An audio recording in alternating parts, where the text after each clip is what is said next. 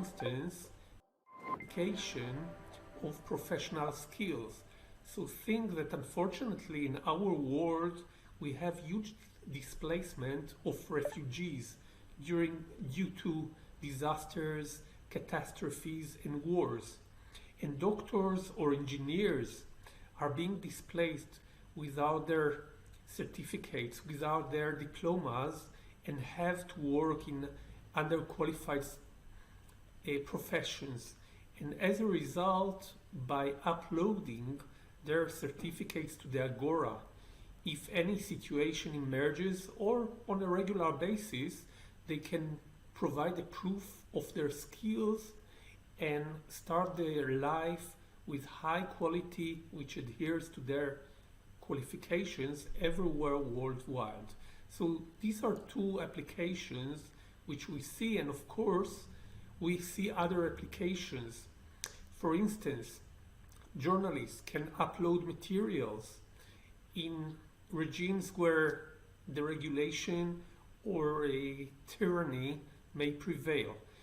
Other situations may be situations where people would like to share ideas with the community and so on and so forth. Now, in order to prevent the situation where people upload illegal or questionable materials and contents, the Agora has a mechanism in which members of the community that are certified for that, so they are active and so on and so forth, are able to vet and to vote the legitimacy of contents, whether they are illegal, they may facilitate hatred, or any other type of questionable contents as such. Additionally, we have a report mechanism which incorporates artificial intelligence in order to learn the voting behavior or the indication behavior of legitimate versus illegitimate materials. So we would like to remove or to question only illegitimate materials, and therefore this mechanism tracks the behavior of reporting and therefore prevents an integrated attack of users, a coordinated attack on some files or some contents which are actually legitimate. And this is done by the development of the AI algorithm, as I mentioned. So in general, the Agora platform is a platform that facilitates open discussion, it facilitates liberalism and democracy worldwide, and it facilitates also the quality of life for many people that have to share, have to certify their information. Thank you for sharing both these insights. So here's the Agora system in terms of what use case it can provide, specifically with the NFT marketplaces. So what we can do specifically is upload a file and you can mint it as an NFT, and you can have it also as a certified NFT, meaning that we're not pushing KYC, but it's an optional KYC. So if an artist wants the community to know that he's verified and that he or she is verified, they can go through a KYC process and become verified, and everything coming out of that folder would help the community engage that artist in a more unique manner as well, and understand that data that's coming from that specific folder is from that specific artist. That way also it eliminates any copyright issues, also eliminates any copycats as well. And this is kind of an example that we're going to be showcasing in the NFT marketplace, which is also going to be free to use. So you can mint NFTs. Obviously, you have to pay the contractual price for that NFT, but you can mint them and also sell them on the platform. And you can also, IGON takes no commission as long as the user is a verified user and is staking on the platform. IGON tokens, he's free to use the platform, and in terms of no commissions involved. Fantastic. And one of these topics in Cardano has been NFTs for quite a while, and it's heated up quite a bit recently. But what you're doing is really going beyond just artistic value, but really providing real-world use cases. Could you share a little bit more why Igon chose Cardano as a platform to expand on? Sure, I can highlight high level, and then I can also hand it over to Alad.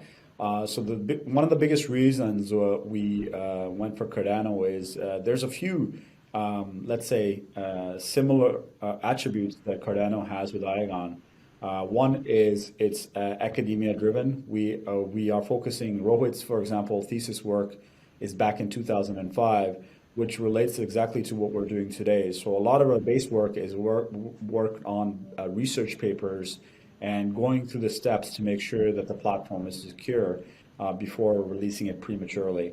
The other thing is that Igon wanted to focus on full decentralization to every aspect, meaning storage, compute, and also the AI. So every aspect is decentralized, and we know that Cardano is one of the most decentralized blockchains out there. So this is also another similarity. We were actually exploring Cardano back in last year because they weren't ready yet. We weren't fully comfortable accepting them, but this year they have done very well on the progress, and there's a lot of other attributes that we have. Igon wanted to be on Cardano because of other certain things, for example, transactional speed, transactional costs, interoperability. And those are other reasons that we wanted to be on Cardano as well. And also, we understand that Cardano is very community driven. Maybe Alad can highlight why Cardano as well. Yes, I would like to add to Navjeet's points the fact that Cardano enables Igon the scalability that we needed. With Cardano, we felt that we can grow. With Cardano, we felt that actually we are able to develop a stable platform for users, a platform that is not going to be limited by the growth of the number of files, by the complexity of the files or the need to shard them, and by the number of users. So with Cardano, it seems as a platform that can provide us the pipeline that we so much needed in terms of scalability, in terms of interoperability, in terms of accessibility to a large user base. We find the Cardano a platform, but also the community, very innovative, very much involved, and that creates a wonderful user basis that can provide us feedback, new ideas, innovative directions that we would like to involve. And on the top of that, I would like to mention the wonderful collaboration with the Cardano Foundation. We found them amazing in terms of the exchange of knowledge, in terms of, I would say, embracing Igon as a provider of a cloud storage, decentralized storage, and decentralized use of resources that we actually offer. Thank you for sharing all of that, and welcome to the Cardano family. We're happy to have you. And maybe a question I'd like to ask a bit about the community is you run a decentralized cloud system. How exactly can community members interact with this? So there's plenty of ways we can interact. So right now, you have to remember that the storage solution is live, so you're able to interact with it as we speak and give us feedback on what issues or any problems that you're facing. Also, the Agora system is very going to be proactive and community-driven, community-governed. So it's definitely would require a lot of participation from the Cardano community in that aspect. So we will be releasing that information, and we will have a landing page for Agora, and you guys can sign up and understand when that's ready and participate and be one of the early testers. Fantastic. And do you have any closing words for the community about a way forward or plans for the future? We're excited to partner with Cardano Foundation. We appreciate the amazing support that we continue to receive, and we encourage you guys to follow us on Twitter at IgonOfficial. There you'll find a link to our website and the sign up for early access to Agora. Wonderful. Navjeet, Elad, thank you so much for sharing your time and insights with us. And yeah, thanks again. Thank you.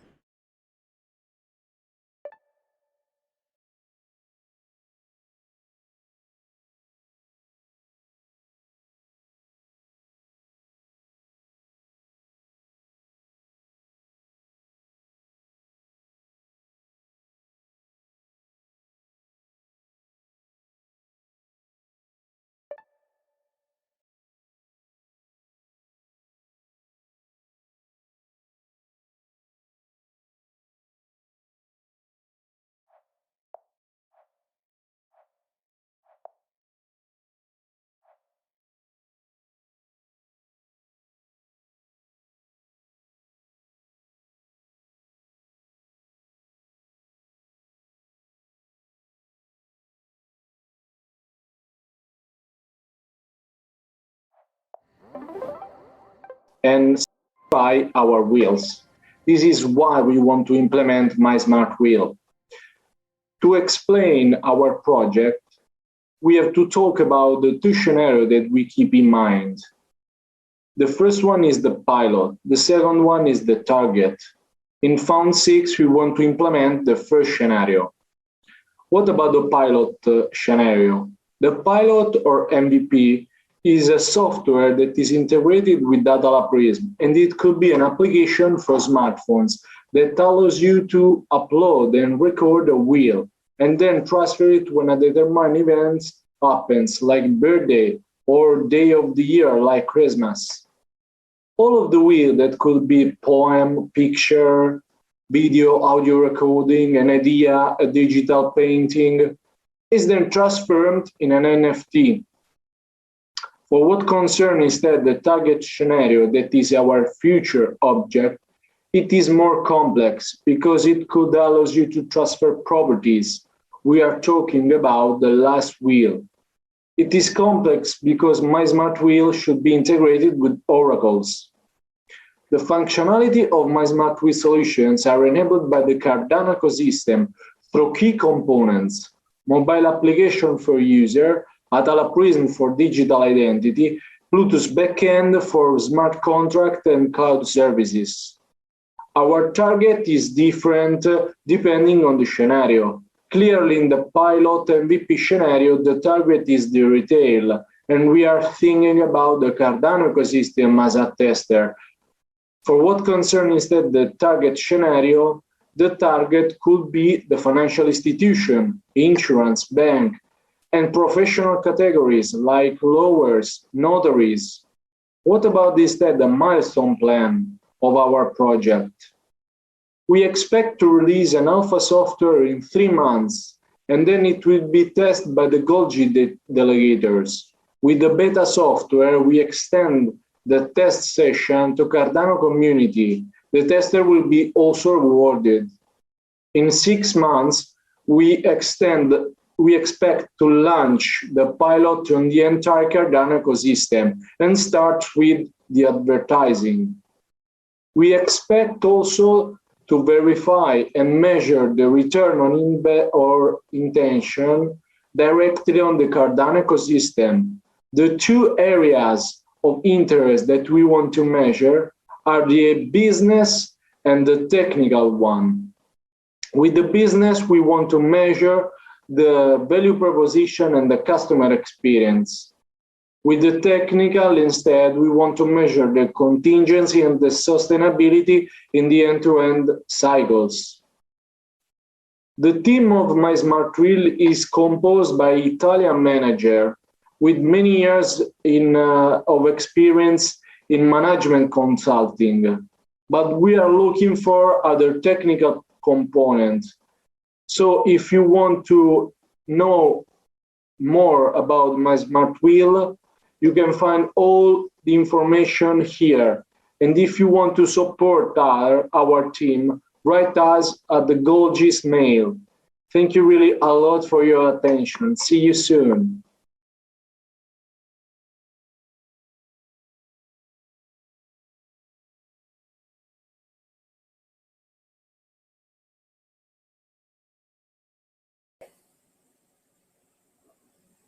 Hi, everybody. My name is Steve Lockhart. I've been a member of the Cardano community for a little over a year and became an active member of Project Catalyst during Fund 2. In Fund 3, Greg Bell from Australia and I submitted a proposal in the challenge setting for Fund 5. It was titled Grow Africa, Grow Cardano.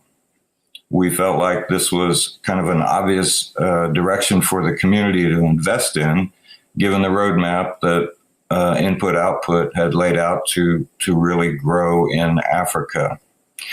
During the pause that happened while Fund 4 was going on, it occurred to me that Fund 6 would be the first opportunity to expand on this concept. And so in the Fund 6 proposals that are currently in process right now, I've submitted 3 proposals. Once again, the Grow Africa, Grow Cardano proposal, the Grow East Asia Grow Cardano proposal and the Grow Latin America Cardano proposal. Those, if funded, would provide these challenges to the community in Fund 7 to enable, projects specifically focused on these regions of the world to have Cardano projects going.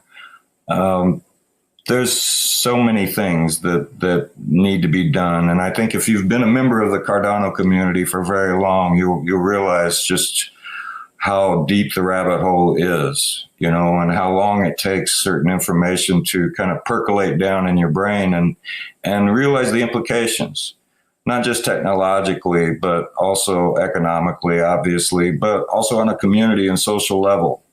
And these things require educators and they require information. And so for, in these regions, the overwhelming majority of the information about the Cardano ecosystem is in English. So translation is an ongoing issue, for those people in these regions of the world who are already involved in the Cardano community. Unfortunately, most of the people from these regions of the world that are involved in Cardano, fortunately, they are English speakers as well. I mean, we're friends. I'm friends with a lot of people from Latin America and a lot of Africans, and I've recently been getting acquainted with the East Asian through the Eastern Town Hall. Those community members, and these are great people. But we need to support them, And I think that what I've always been attracted to with Catalyst is the fact that the protocol has got this mechanism, and I think it's a beautiful design where, a portion of every transaction on the Cardano blockchain goes to the community treasury, and we get to choose what to do with it. And we get to decide where we invest. And so I think it's really kind of like, in the long term, I'm hoping that this becomes more self-evident to the whole community, that certain areas and certain types of things within the ecosystem will need repeated funding, such as growing out these communities in these different regions of the world, constantly providing translations for new information that comes out, as well as the backlog of very technical and very important information that needs to be translated. And we can't expect people to do that for free. I mean, I doubt if very many people in the Cardano community earn their money from doing nothing. And you don't do things for no money, right? And we shouldn't expect people in Asia or Africa or Latin America to do this work of building up the ecosystem for nothing. I think that we should fund them. It's our investment in our collective future, as well as how it will affect our individual lives as the ecosystem grows out. I hope that you find the same logic in that I do. And I would ask for your support in creating the funding available in Fund 7 for these 3 regions of the world. I think it's the smart thing to do, and I think it's the thing that needs to be done when it comes to really making this the world's global operating system. Thank you very much.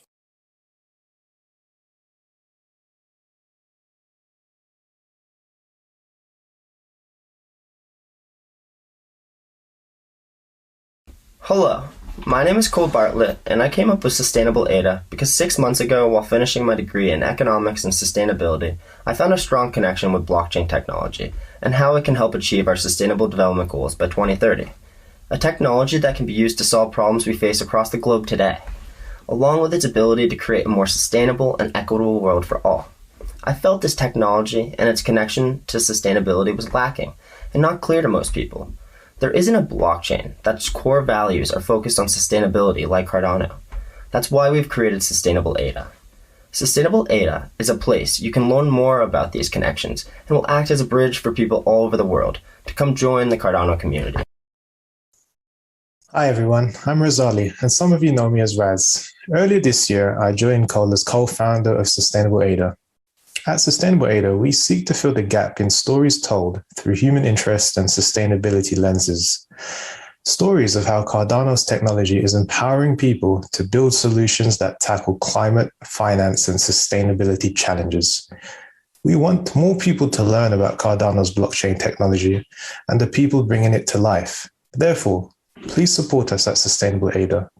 Your voting power will help us to bring you stories told through a sustainability lens and more insights on which projects and stake pools within the ecosystem are and will lead the way to a more climate-friendly, equitable, and prosperous world for all. Sustainable ADA connects you to the real-life examples of how Cardano is enabling cascading disruption by change agents, creating a better tomorrow today. Stories of empowering people taking action in life-changing ways, actions that ripple in globe-shifting ways for a more sustainable, peaceful, and prosperous world for all.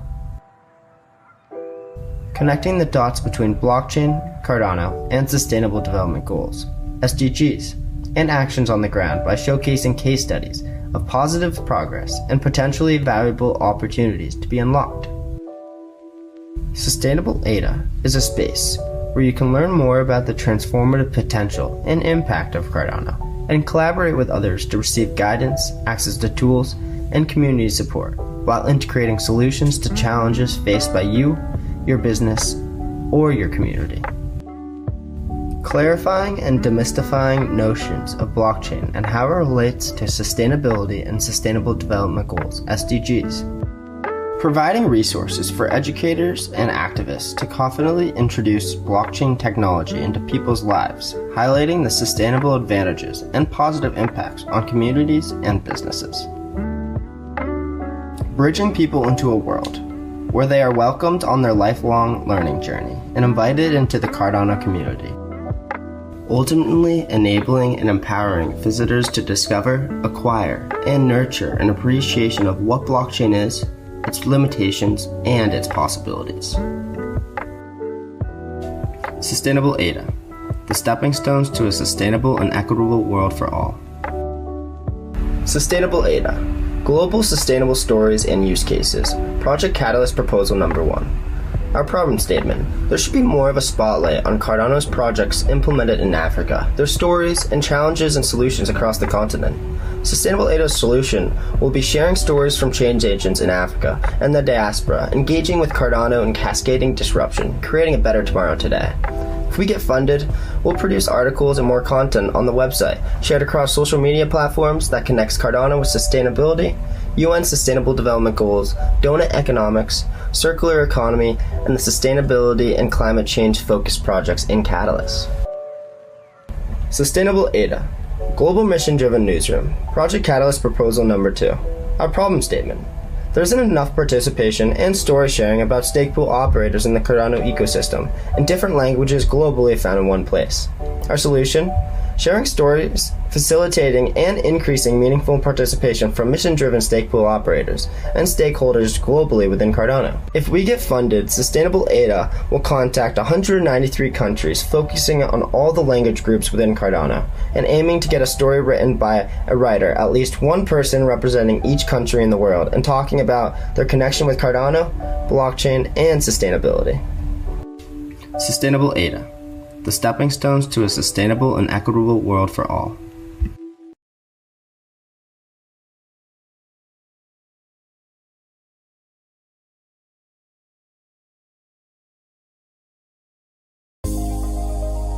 Hello, Cardano community. We are the SPOs of Fika, Nani, and Gingerpool. We are proud to tell you about our Project Catalyst funded project, The Great Filter. Project Catalyst, Cardano's governance project, is burdened with tremendous success. Over 800 proposals were submitted in Fund 6 alone. It is becoming increasingly difficult for you, the voter, to keep up with all the submitted proposals. We use transparent and objective filtering criteria to ensure proposals account for all relevant information, such as target demographics, performance metrics, or an action plan. We are relaying only the acceptable proposals, which will help you to stay up to date with Project Catalyst proposals. The filter protocol is open source, welcoming the community to submit their own changes to the filter criteria. We will create YouTube and podcast content to present to you the submitted proposals in an easily digestible manner. So by following our content, you will be able to save valuable time by only being presented with the most matured proposals. This will help empower the entire Cardano community in taking part in shaping the future of our network. Let's build the world's largest decentralized governance body. And let's build it together. We need you.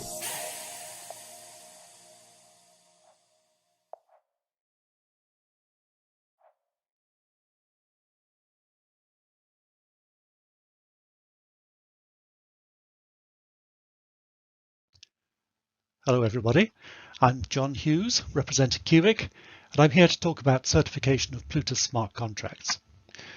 We're working on level 1 certification based on automated testing rather than on human auditing or formal proofs, and we see our role not so much as catching malicious developers, so much as helping honest developers to do a good job. I said automated testing, and that raises the question, who writes the tests? And the answer, of course, has to be the developers of the smart contract. Who else knows what the contract should do? Who else can write tests? And so what we're going to look at in certification is, did you test the right things? And did you test thoroughly enough? Now, we know from experience that when people write unit tests, most of those tests tend to follow the happy path, the expected uses, which is important to test, of course, but doesn't test everything.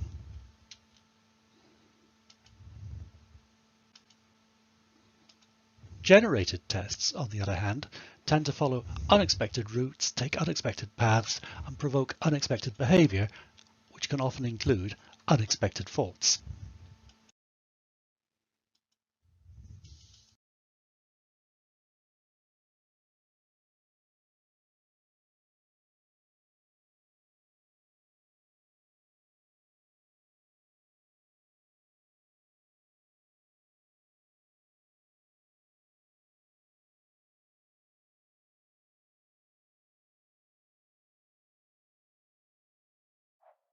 The critical infrastructure. As such, deviations between designer intent and runtime behavior can be catastrophic. There are many examples of that nature that have plagued the space from early on. And you can start from the infamous DAO attack in the Ethereum blockchain to the very recent Polynetwork hack. There is a list that goes on and on. So basic research provides techniques and methodologies for ensuring correctness of computer systems, both at the platform level and the application level. Security, in the sense of resilience to faults and resilience to participant deviations, is another central property of the blockchain space. It is also a very elusive concept. Post factum, after an attack takes place, let's say, lack of security is observable and demonstrable. But then it is also too late. So security, the absence of such events, the absence of attacks, means that nothing bad will happen. But how can we establish this? It is not enough that the system security is a proposition that makes sense to the average user, or even that the system has been reviewed by someone who is competent, who tried to attack it and then failed. What is needed instead is first principles modeling and proofs that demonstrate the system retains its security against any plausible attack. To achieve this, we need theoretical foundations, and these include mathematical models within which systems can be analyzed and even proven secure. Furthermore, we need to facilitate the comparison and classification between various systems. Otherwise, it is impossible to compare them with each other. And this is quite essential. Let me explain this with a small example.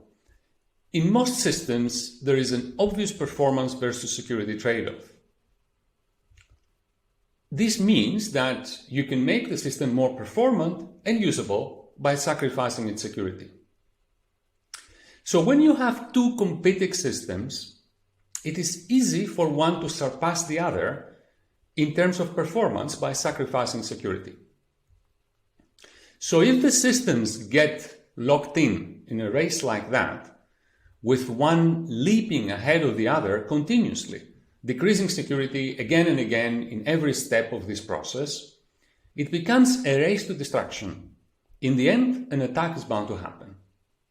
So this is something that by all means needs to be avoided, and that is why we need to have well-defined frameworks for defining and arguing security in the blockchain space, and develop standards that establish what are the fundamental security requirements that every system should adhere to.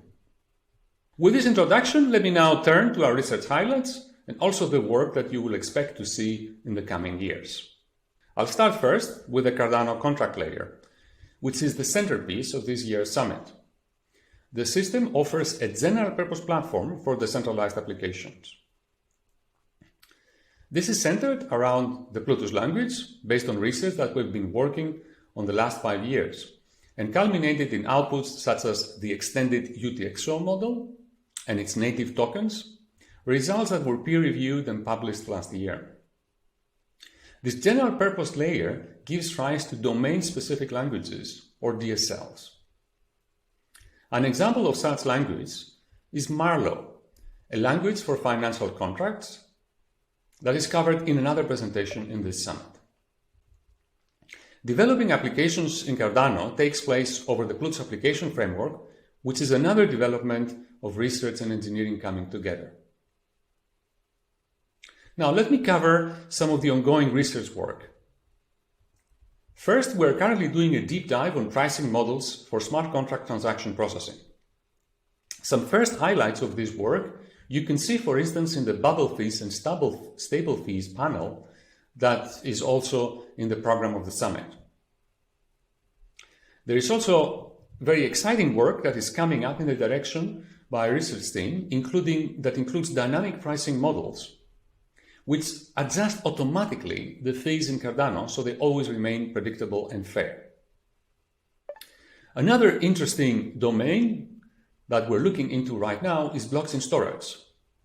Storage is a precious resource in a global transaction ledger, but it's also quite essential if we want to have fully functional and general-purpose smart contracts. So we're working on the area of distributed databases and storage protocols to enhance the smart contracts capability with as much storage as they require. Another line of work aims to build formal verification tools for smart contracts. So with such tools, it's possible to build decentralized applications on top of the Cardano blockchains that will be formally verified. While another line that you should expect to see a lot of development is new DSLs for various domains that will extend the developer community of the system. Let's go a bit deeper now and further down in the protocol stack and look at the settlement layer. This is where the Ouroboros protocol lives. Undoubtedly, this was one of the major achievements of our research team over the last 5 years. We delivered groundbreaking advances in proof-of-stake protocol design with the Ouroboros protocol in 2016, and these were further improved with resilience against adaptive attacks and bootstrapping from Genesis in 2017 and 2018, respectively. These provided the solid foundation for the Cardano ecosystem. It's worth saying that one of the fundamental drivers behind the research that we did for Ouroboros was the energy efficiency of the underlying network. This would be contrasted to, for example, Bitcoin, that is a protocol which does not distinguish energy sources, and it will hungrily consume vast amounts of energy, currently on par with a medium-sized country in annualized consumption. In contrast, the Ouroboros network consumes only a modicum amount of energy per node. And while Ouroboros can be scaled via Hydra, our layer 2 protocol extension, we have continued to consider ways we can optimize the throughput and latency of the main chain protocol. Further, we're also interested in increasing further its security characteristics. Our ultimate goal in this direction is the development of Ouroboros Omega. We cover this work in another presentation in the summit that I invite you to attend. This protocol design will also lead us to the fourth generation blockchain systems that go beyond stake or work. Multiple resources of various forms, including reputation and merit, can be weighed in and acted upon in such a system. Let us now move to tokenomics. With the introduction of our research in reward-sharing schemes, in 2018 we gave the first instance of a game-theoretic mechanism for incentivizing collaborative projects that was analyzed for equilibria and dynamic converges to such equilibrium. This was implemented in the Cardano incentivized testnet in 2019 with very positive results and then rolled into the mainnet last year. We continued the formal modeling work studying the incentives of blockchain systems during this time, as well as engaged in the development of other systems and concepts such as stablecoins, for instance with the development of DREAD that was released just this year. What we're aiming for in the next years is to develop these capabilities to a broad set of features that are available to the whole ecosystem. This means that it will be possible for groups of people to engage in user-defined collaborative projects that have sound economics. Other important targets is the development of stable fees and stable coins and integrating them into the Cardano mainnet. This is also covered in another panel in the summit. Let's now move to blockchain governance. This is one of the most important pieces of work that is upcoming in Cardano in the form of Voltaire. We have already done groundbreaking work in the form of the treasury system that was published in 2019. That system facilitated the concept of privacy-preserving delegation of voting. Now, with this feature, the system can allow an agile form of decision-making, where users can delegate their voting rights or vote directly without disclosing which path or option they choose. At the same time, the first step of decentralized governance took place in the form of Project Catalyst, which launched in 2020. So there is a number of features and properties that the research team is currently working on. Actually, documenting the relevant properties for proper governance is an important task in its own right, and one that we're currently investing significant time. So I'll take a few moments to go over some of the concepts that are relevant for blockchain governance. And we have been studying and analyzing, systematizing their capabilities and their requirements. The properties include privacy, which refers to the ability of people to protect their vote from becoming disclosed, and the related property of coercion resistance, which means that users should be free of external influences in the way they participate in a governance mechanism. End-to-end verifiability is the ability to verify that the system has correctly recorded the user's intent. Accountability is the system having the capability of making the users bear some responsibility for the actions they take collectively. Thus, it should be hard for someone to influence the system in a bad direction and then not suffer some of the consequences in a fair and proportional manner. Sustainable are systems that are capable of making the right decision. This also means that the system is capable of identifying subpar performance in decision-making and reacting accordingly to that. For instance, adjusting reputation of responsible actors. Pareto efficiency asks for a suitable alignment between the final decisions of the governance process and what each individual wants. And this is a necessary property for the results of the decision-making process to be acceptable by everyone. Liveness suggests that the system is responsive in a timely manner, and that's an essential property in many cases, especially if we have to patch vulnerabilities and issues that arise in terms of the security of the system. And finally, suffrage refers to the inclusivity of the system. We have to make sure that the relevant stakeholders are always part of decision-making. So you see there is a wider array of properties that are needed in governance systems, and we are formally investigating all of them from a first principles perspective. And furthermore, we consider ways that we can construct governance protocols that they satisfy them by design. Let's enter now layer 2. The Hydra head protocols will form an important part of the Basho era of Cardano. A milestone here is the development of the Hydra head protocol that we published in 2019. This work introduced the concept of isomorphic operation between layers, which means that the applications can seamlessly port it from the main chain layer to layer 2. The full suite of protocols for Hydra will facilitate optimal performance close to the physical limits of the internet, and trustless operation as the underlying main chain can always play the role of the arbiter in any dispute between the participants. Now, what you should expect upcoming in our research in this area is the tail class of protocols, which will enable very fast processing of smart contracts, even for parties that are intermittently online, as well as the inter-head and tail communication protocol, which will enable the joining of multiple head and tail instances to a versatile and extensive layer 2 network. Moving on to the sidechain ecosystem now. This enables Cardano to listen and react to events in other systems, as well as become extensible with various non-native capabilities. A milestone in our research work was the development of the concept of proof-of-stake sidechains that we published in 2019. This work, among others, showed how sidechains can be used to extend the main chain capabilities with various features. These, for example, could include compatibility with other smart contract languages or experimental features. At the same time, we developed the concept of non-interactive proof of work, which paves the way for completely trustless integration with proof of work systems such as Bitcoin and Litecoin.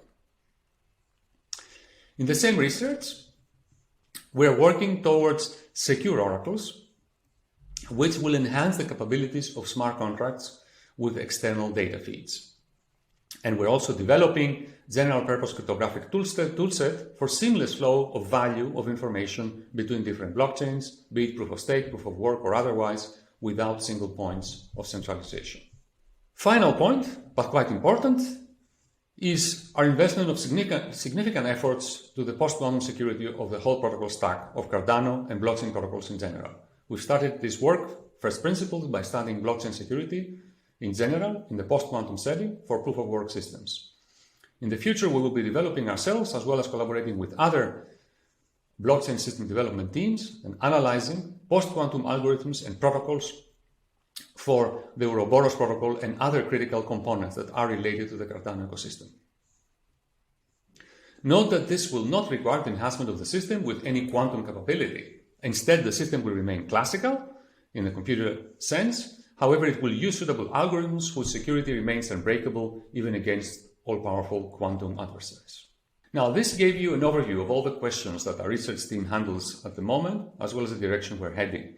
In the next few slides, I'll give you a bird's-eye view of how we work at Input-Output Research, and you get an understanding of how our day-to-day operations look like. First, by numbers, there are some 50 or so researchers working at various levels, either part-time or full-time with Input-Output. There are people either embedded in universities, PhD students, or full-time in-house researchers at Input-Output. We have 4 senior research fellows that have worldwide recognition in the areas of algorithms, game theory, regulatory technology for finance, and programming languages. The core team numbers 7 full-time in-house researchers and 3 research engineers who are also forming the connective tissue between the research organization and the engineering team. Over the years, we published some 92 papers, co-authoring them with researchers from both industry and academia, while we have currently some 18 papers under submission for peer review. The research operations of Input-Output span the globe, and there are some 13 countries over which we have research members. Now, collaboration is at the heart of basic research, and this basis Input-Output is very proud to have established research protocols with a wide network of top academic institutions around the world. In terms of research dissemination, This happens under the auspices of established international organizations that promote computer science research in a number of areas. These include the International Association for Cryptologic Research, the Association for Computing Machinery, the International Financial Cryptography Association, the IEEE, and the Internet Society. We're now at a great point in time in the development of blockchain technology. Years of hard work has borne fruit, but we're not done yet. In many ways, it is now that things get interesting. So, what lies in the road ahead? In the next 3 to 5 years, we hope to contribute to solving all the problems that are necessary for blockchain technology to become the global foundation of all information technology infrastructure. And importantly, we hope to be able to do that in the context of Cardano with the support of Cardano community, who are the ultimate custodians of the ecosystem. Input Output is committed to basic research. In order to meet our immediate research goals, we are expanding our team to build strength in a number of critical areas. These include game theory, social choice theory, human-computer interaction, economics, political science, management science, and financial regulation and policy. What you can see is how multifaceted and interdisciplinary is our agenda. These roles are in conjunction to areas of core strength of the research organization of Input Output, such as cryptography, programming languages, and cybersecurity. If you do research in the above areas, or you just want to follow what the team is doing, keep an eye to ihk.io. This wraps up the Input Output Research Overview. Thank you for joining this session.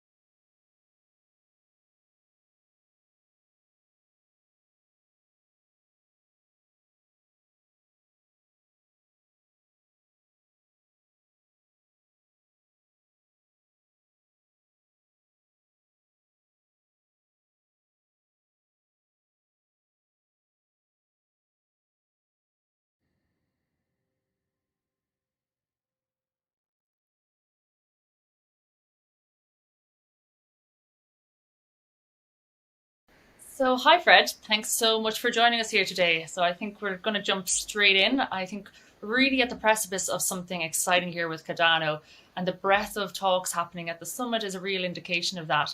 And I think the first thing we really need to talk about are the NFTs. And can you tell me what's happening in this space with the Cardano Foundation? Sure, I will be super happy to do so. So it's been really exciting to see the amount of NFTs who's basically been minted on our blockchain, and also the use of metadata around that. And we see also a lot of things emerging around using NFTs as access control to smart contracts and to dApps and so forth. So I think it's really something we want to support. And for us, what's really important is open source tools. So what we're going to do is we are creating a secure enterprise-grade open source tool for enterprises, which will further reduce the barriers for entry for enterprises to build solutions on Cardano. So what does that really mean? Well, it means that we've seen a lot of individuals minting NFTs and a lot of projects coming, which is great, from different artists and so forth. But we would like to ensure that some kind of a standard emerges. And what we've seen is a lot of people has been following the CIP25 standard for NFTs, which was made and adopted by the community. So what we're going to do is we're going to create, and we already started, an API-first web service where different NFT creators can issue their NFTs. So basically, it's an NFT API tool who provides some core functionality, supports the CIP25 for different businesses, and it makes it a lot easier for marketplaces or websites to basically build on top of that. And it also creates much more interoperability. So thinking about it is an open tool library, which basically will promote a certain standard. And that standard will also make it a lot easier for all the explorers out there and everybody who's grinding the data to kind of find these NFTs and to ensure that there's interoperability between that, and you can actually also export that out to some of the larger platforms out there. And can you tell me kind of what are the key differences between this standard and other standards maybe? Well, there is not that many standards on Cardano at the moment. And we see that is emerging as more and more enterprise adoption and more normal adoption is happening. And what we would like to support is that these some of these standards come into play. What we've seen on other blockchains is that when a standard emerges, it gets a lot easier for businesses and developers to build on top of that. And it also makes it easier to evaluate and audit it, and makes it easier to switch the tokens between different platforms. So it's really a push towards getting some kind of standards which is already defined by the community, and we're just supporting that with some tools in the back end for that. So it will bring more adoption, and it will bring hopefully more enterprises, and it will bring a bigger eye from some of the large platforms out there, marketplaces who's been building on other blockchains, to basically encourage them to integrate or come to Cardano as well. This really fits in with our kind of mission and our goals that you set out during the summer around kind of really building a platform that's attractive for institutional kind of adoptees. And kind of what would you say about that? Yeah, that's exactly it, right? So what we really need is to ensure that the way you interact with the platform becomes as easy and as transparent and as solid as possible.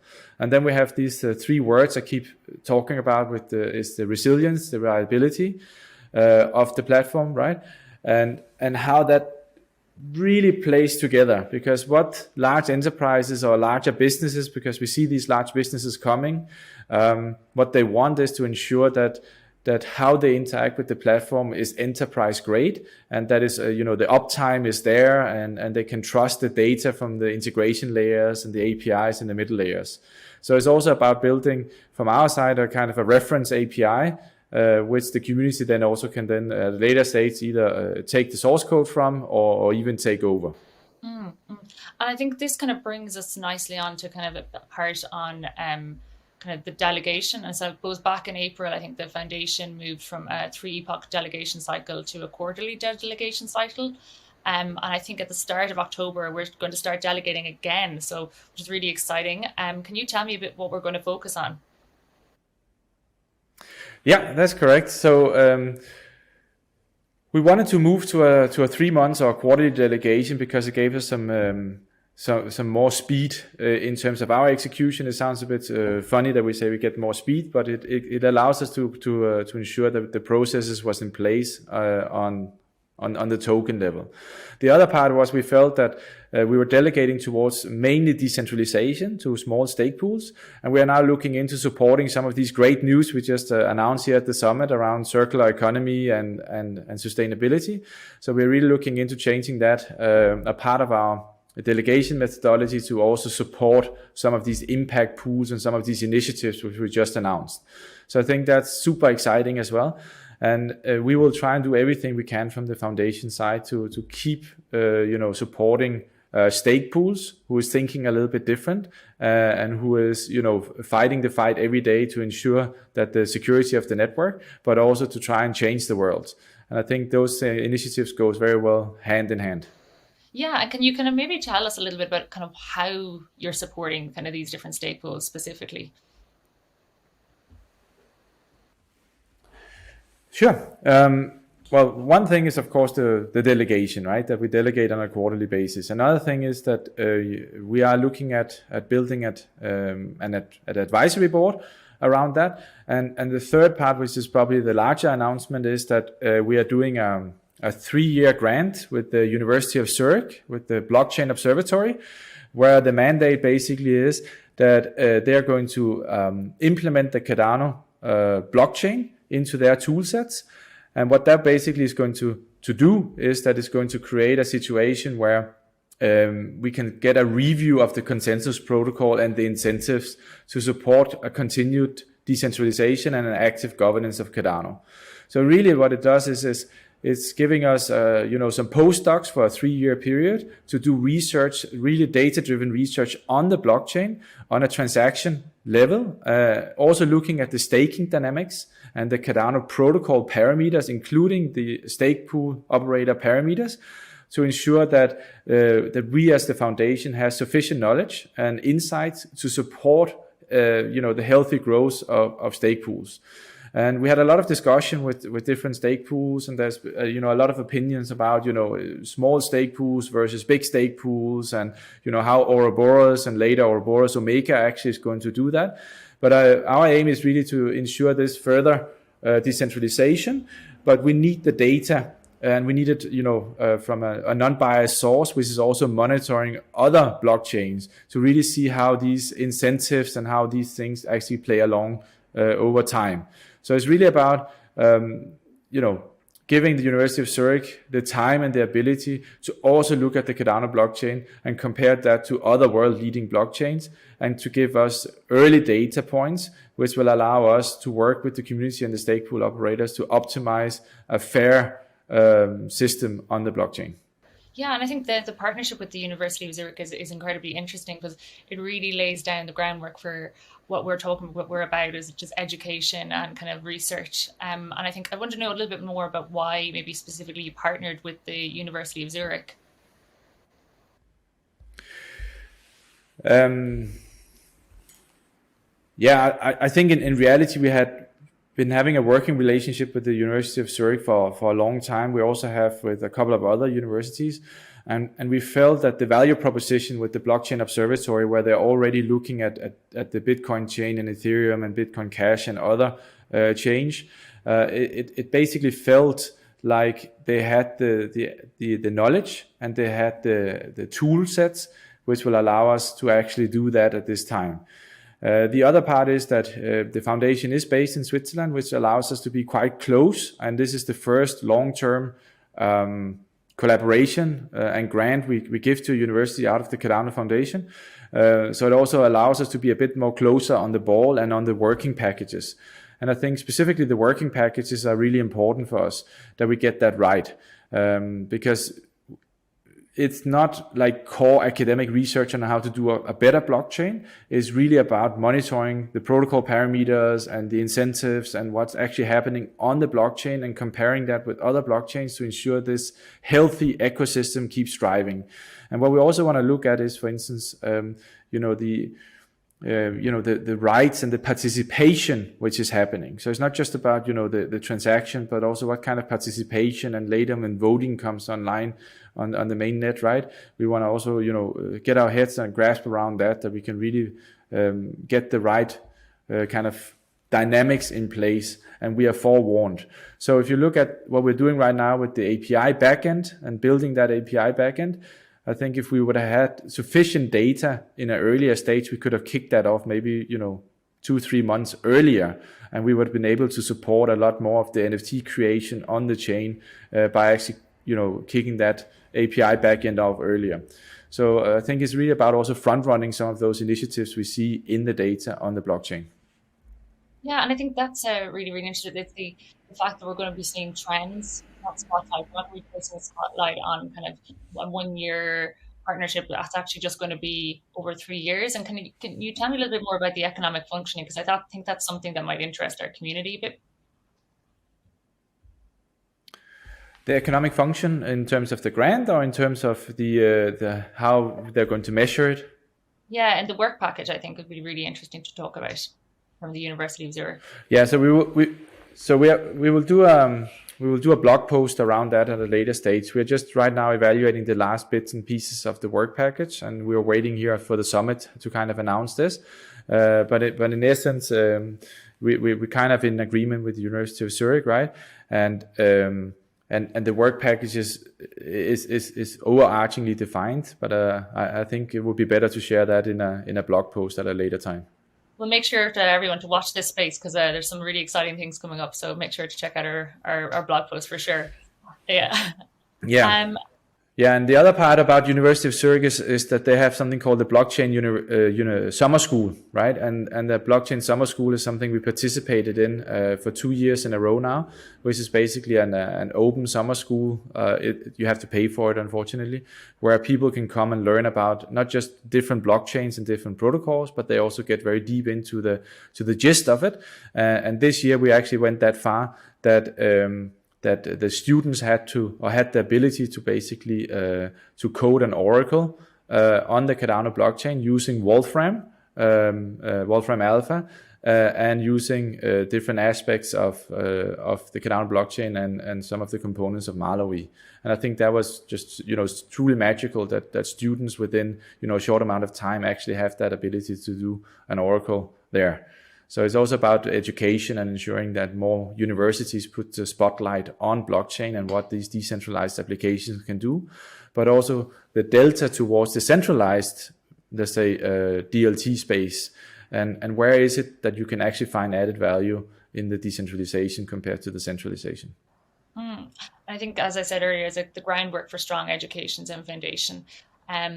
Yeah, and I think we're kind of coming up on time soon. So I want to talk about kind of our recent announcements on our board and kind of look at the recent updates we've had. And I think we have some excellent kind of skill sets and a really great constellation of skills and talents and understanding on the board. Is there anything kind of you'd like to kind of give an update to us on that? Yeah, I mean, as we have announced, the previous board or council has stepped down. We called it a council before. Now the name is a board. When we thank them very much for all the hard work and all the things they've really put into motion. As you know, we have, or as we communicated before, we have a 2-year running cycle on the board. So I guess it's a bit of a natural transition we're doing now. But I think what we've been really focusing on with the new people joining is that America is a very important market for us, and we see a lot of things happening in the Americas right now in terms of regulation. So it was very important for us to get a regulatory expert on the board, which can guide the foundation in terms of how do we support stake pool operators, how do we support creators of code, how do we support tokens and so forth in the Americas. So having Mary Beth Buchanan, which is used to be the general counsel for Kraken and Bitstamp and has been a United States attorney for the Department of Justice for many years on the board. I think this is extremely valuable and will give us the right guidance. On the Swiss side, we also focused on ensuring that we had a capital markets lawyer. As many of you know, being in blockchain can sometimes be a bit tricky, because on one hand, we are redefining finance and how finance is going to look in the future, but we are also in certain ways, for certain banks and capital markets players, we are threatening them a little bit. And there is all these new rules about AML and KYC and where does that fit in and so on.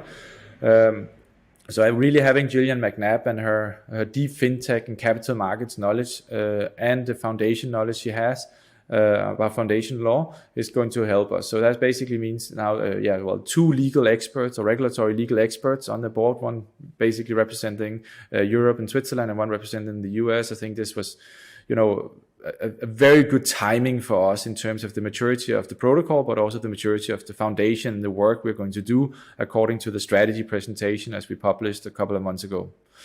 And then the other one is Andreas Eschbach. Andreas Eschbach has more than 20 years experience from a Big Four, and he's been working very much around smart contract review, very much around how do you audit a blockchain, how do you audit a token, how do you actually change audit methodology, how do you prove provenance, how do you bridge that in, so when a Fortune 500 company that they want to use the Cardano blockchain to optimize their business processes, and by that they're buying some ADA to get access to that, and they're launching a whole set of smart contracts, or maybe even moving some of their core ledgers away from SAP Financial or Oracle Financial Solutions, right, and into the Cardano protocol. It's very important for us that not only do we have very solid code and standards in place, but we also have the ability of proving that to the necessary auditors and the necessary supervisory authorities who are supervising these very large enterprises. The other part, which is experience we want to kind of tap into, is the certification of implementation providers. We're already working now together with IOG and Imurco with several IT companies who's getting very deep into Plutos and into the core of Haskell. But we would like to get to a place that there is some kind of certification program where we can send companies to when they want to do large projects. And what would obviously be great is to key that into the existing community, so the existing community members who's been supporting and really building on Cardano for a long time, that they have this ability also to bridge into these certified solution providers or implementation providers over time. So it's a hope that his knowledge can bring that in. Then we are at the time of recording, I'm not really allowed to say it, but we're also bringing a fourth person in, and I hope we can basically announce that just around the summit, but we're recording a bit before that.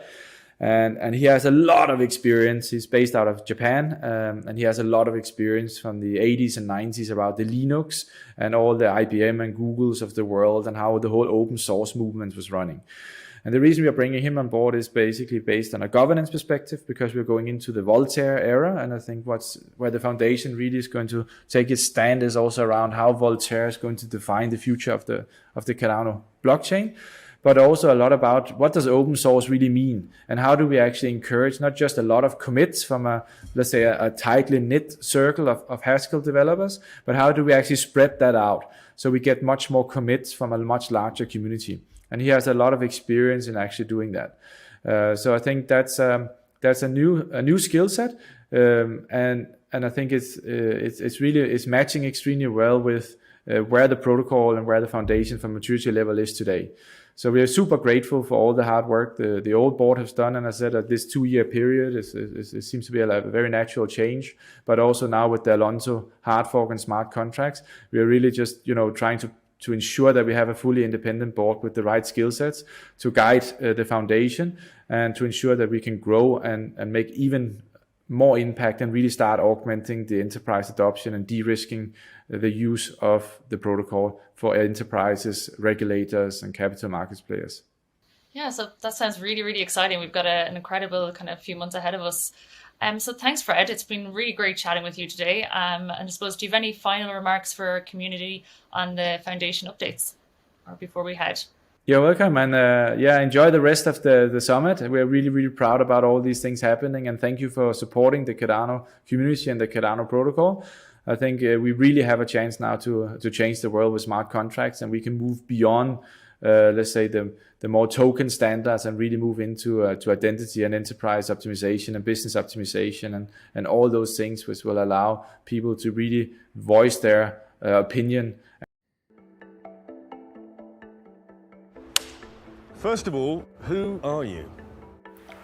Do you want the normal answer or do you want the philosophical one? I reached that point in my career where I wasn't learning anything new. It was basically just wash, rinse, repeat. So being able to enter a new emerging industry is just so interesting and powerful. It's very difficult to explain to people that don't know the industry. Now, luckily, that's changed dramatically over the last year. The industry's practically gone mainstream. It's a marriage of technology, incentives, economics. It's actually a new paradigm. Every other chain in the industry practically is more of an experiment. It's almost as if they've launched their beta. Cardano has taken its time. It's not do things quickly and break things. It's take your time and do it right. It's the classic tortoise and hare. The possibilities that our competitors, or colleagues, let's call them better, have shown will now be available in a more robust and rigorous system, and therefore it's naturally that demand is going to show up on the Cardano platform. So up until now, we've been able to get traction on our layer 2 solutions, but right now we have the programmatics where you can program the logic of what you're doing into the base layer, and this basically opens up the world, essentially. There's many, many more use cases that can come onto the system right now because of the smart contract capability. The legacy systems are largely centralized systems. So they've got the fundamental failures are in the way that they're designed. It's a top-down system, and they're not sufficient bottom-up systems anymore to combat that. If you look back in history, there was an artisanal class, right? There were people that can have small businesses and create value and actually get that value back. That was historically the case. The Industrial Revolution completely put that on top of its head, where big central corporation industrial complexes were the ones that were calling the shots, and the little guy was just put into a box.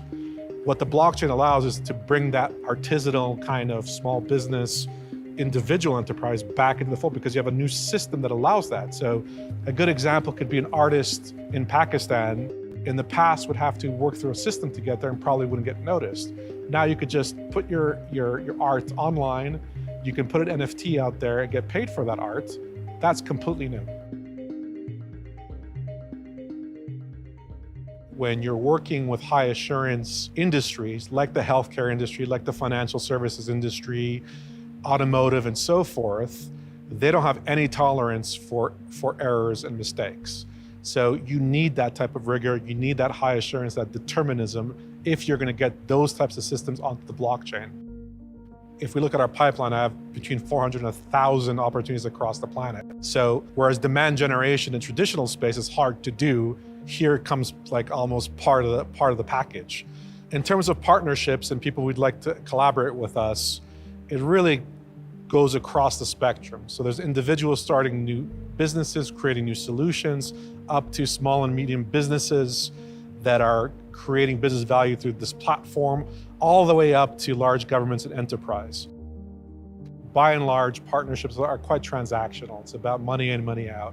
When you work for a company like Input Output, you're not only working for a company, you're already plugged into an ecosystem. So there's a large community. Most companies try to do innovation in-house.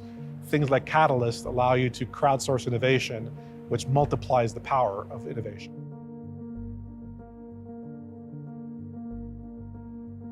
Of course, I'm the Chief Commercial Officer, so my primary role is to bring value to Input Output using the Cardano platform. But the projects that really get me out of bed are the impact programs, because we're helping people that are being left out of the system. So stateless people, people in poor countries that don't have access to services, it may or may not have a commercial aspect to it, but it's providing good to the world. A lot of the things we do may seem invisible or may seem small, but over time, we find that some of these small things will grow to be very, very big things. So things like interoperability between chains, things like standardizations, things like educating the politicians about our industry, right now feels like small things. It's just some time in your day where you do this, but over time that accumulates, and I think that'll have an outsized impact, not only for us, but for the industry at large. Seeing it around the corners in this industry is exceedingly difficult because it changes so quickly. So I think some of the big drivers like economic identity and innovation platforms and governance, those are timeless kind of topics. But understanding what the next big trend is going to be in the market is exceedingly difficult to do. So it's as much about being agile and flexible than being far-seeing. So the far-seeing stuff are those big topics, but you also have to be agile and keep up with the incredible change that this market is bringing. Some of the changes we can't foresee, so you have to just keep your pulse on what's going on to be able to capture those.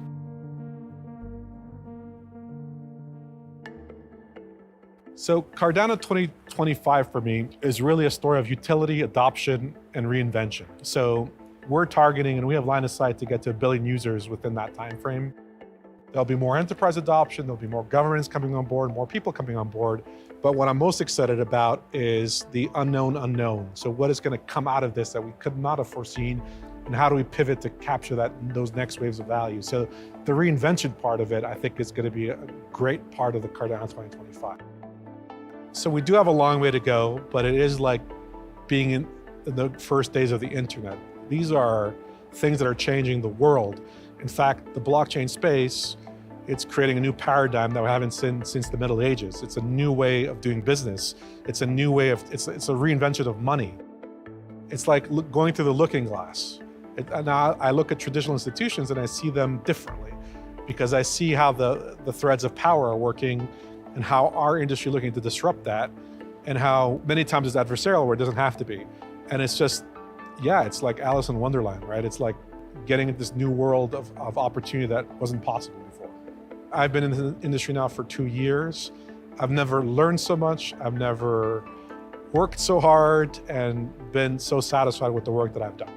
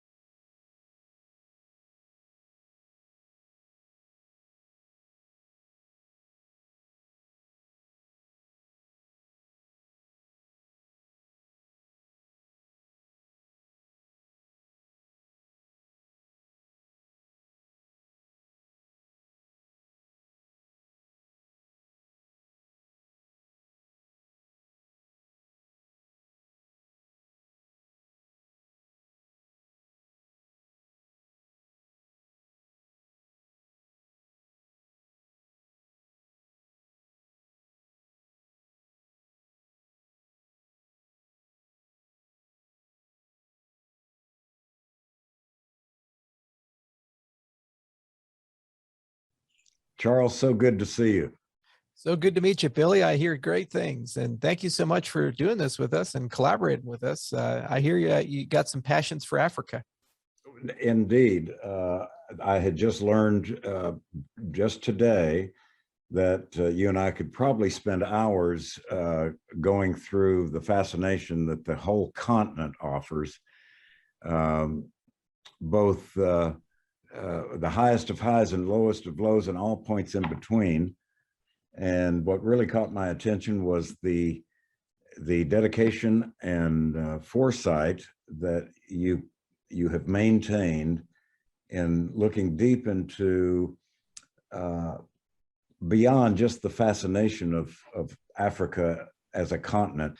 You know, it's a fascinating place, and you're absolutely right to say it's unique. I mean, there's so many different countries in different regions and zones. We're going on an Africa tour next month, and it's kind of like a rock star tour. 3 weeks, we're going to South Africa, Zanzibar, Malawi, Burundi, Ethiopia, Kenya, and Egypt in a 3-week time period.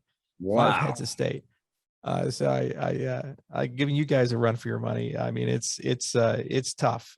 But on the other hand, you get to meet some amazing people. We're meeting a lot of ministers of innovation. We're meeting a lot of ministers of education and heads of state. And what's really cool is they're all young. And they're filled with a lot of passion, and they're digital natives. And they keep asking, why can't we run our government on a cell phone? Why can't we get good records here? Why can't you be able to go to a website and look who owns the property, or, you know, get a currency system that it doesn't inflate 15, 20% per year? They have great people, bright people, brilliant people, but the systems are not where they need to be. And they have the political will and mandate to upgrade those. So over the next 5-10 years, there's going to be a pan-African effort to completely redo the information technology base of the entire continent. The voting systems, the property system, money system, and it literally transforms people's lives at the end of the day.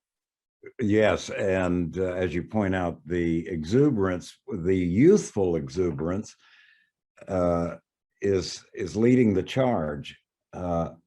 There's no shortage of interest. There's no shortage of curiosity.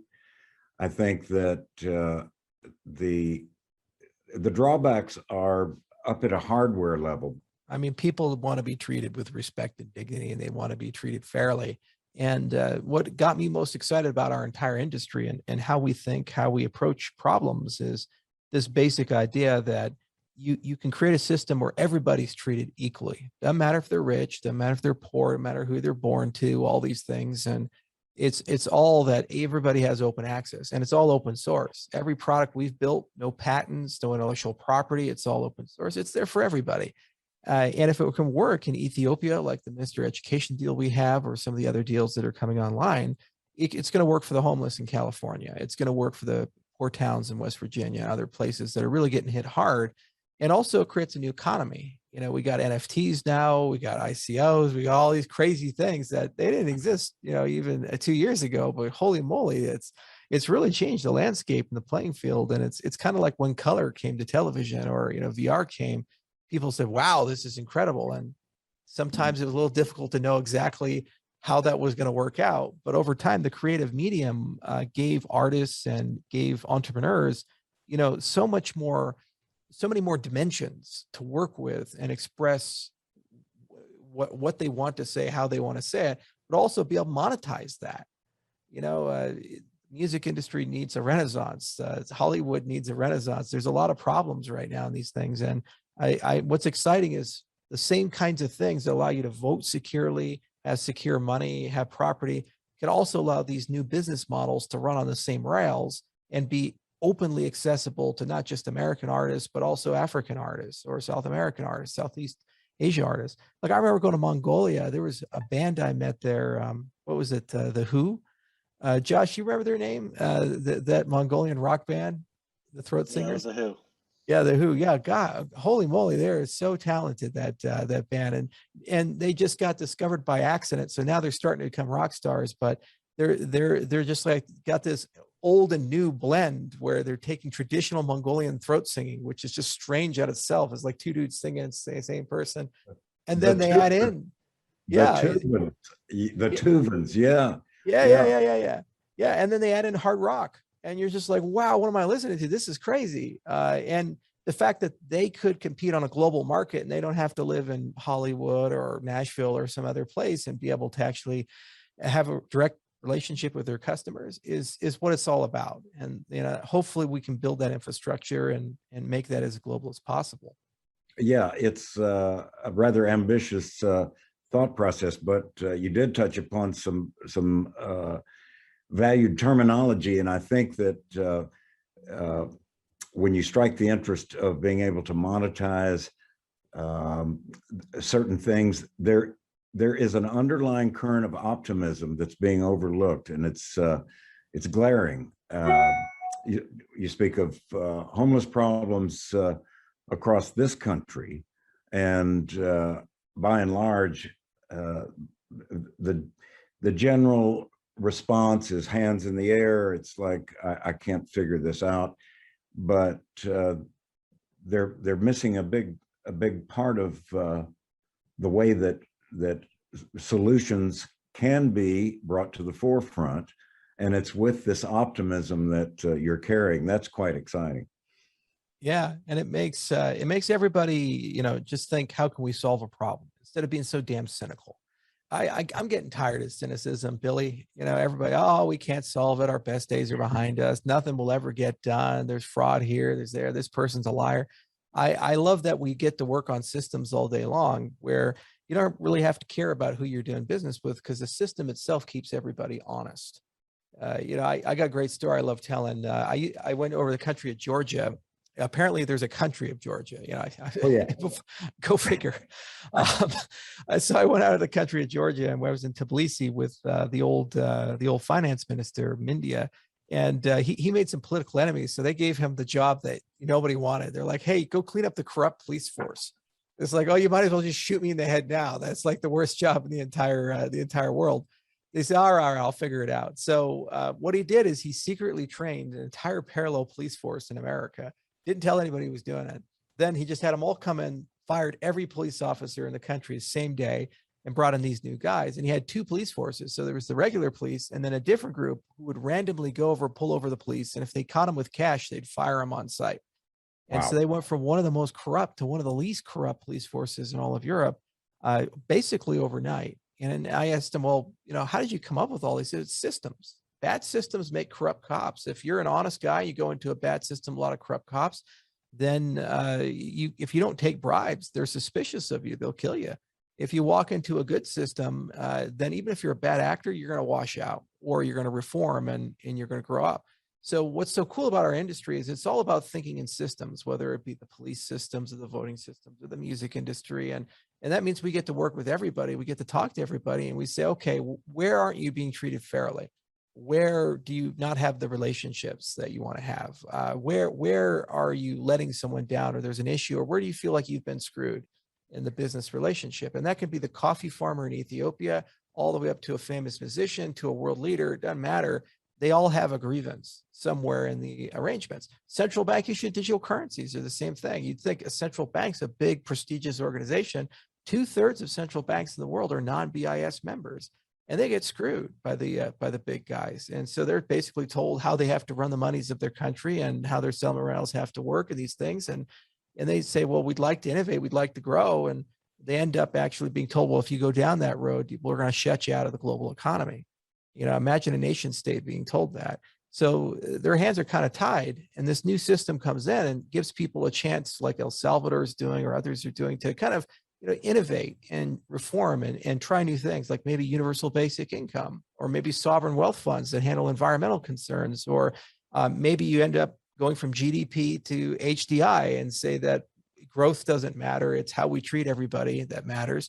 And if they want to go down that road, now we have new tools to enable people to go down that road and really get it done in one way or the other. And to be on ground floor of that is just, it's so much fun. I'm like a kid in a candy store, Billy. I'm loving life every day. I can only imagine. It is about the system and systems in general. And, even from a musical standpoint,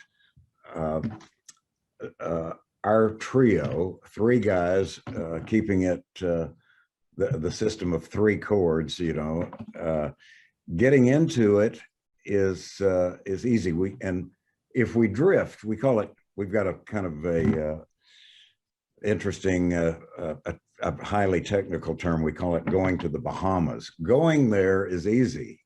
It's how you come back and get back into the flow without losing your way. But as you point out, I really like the.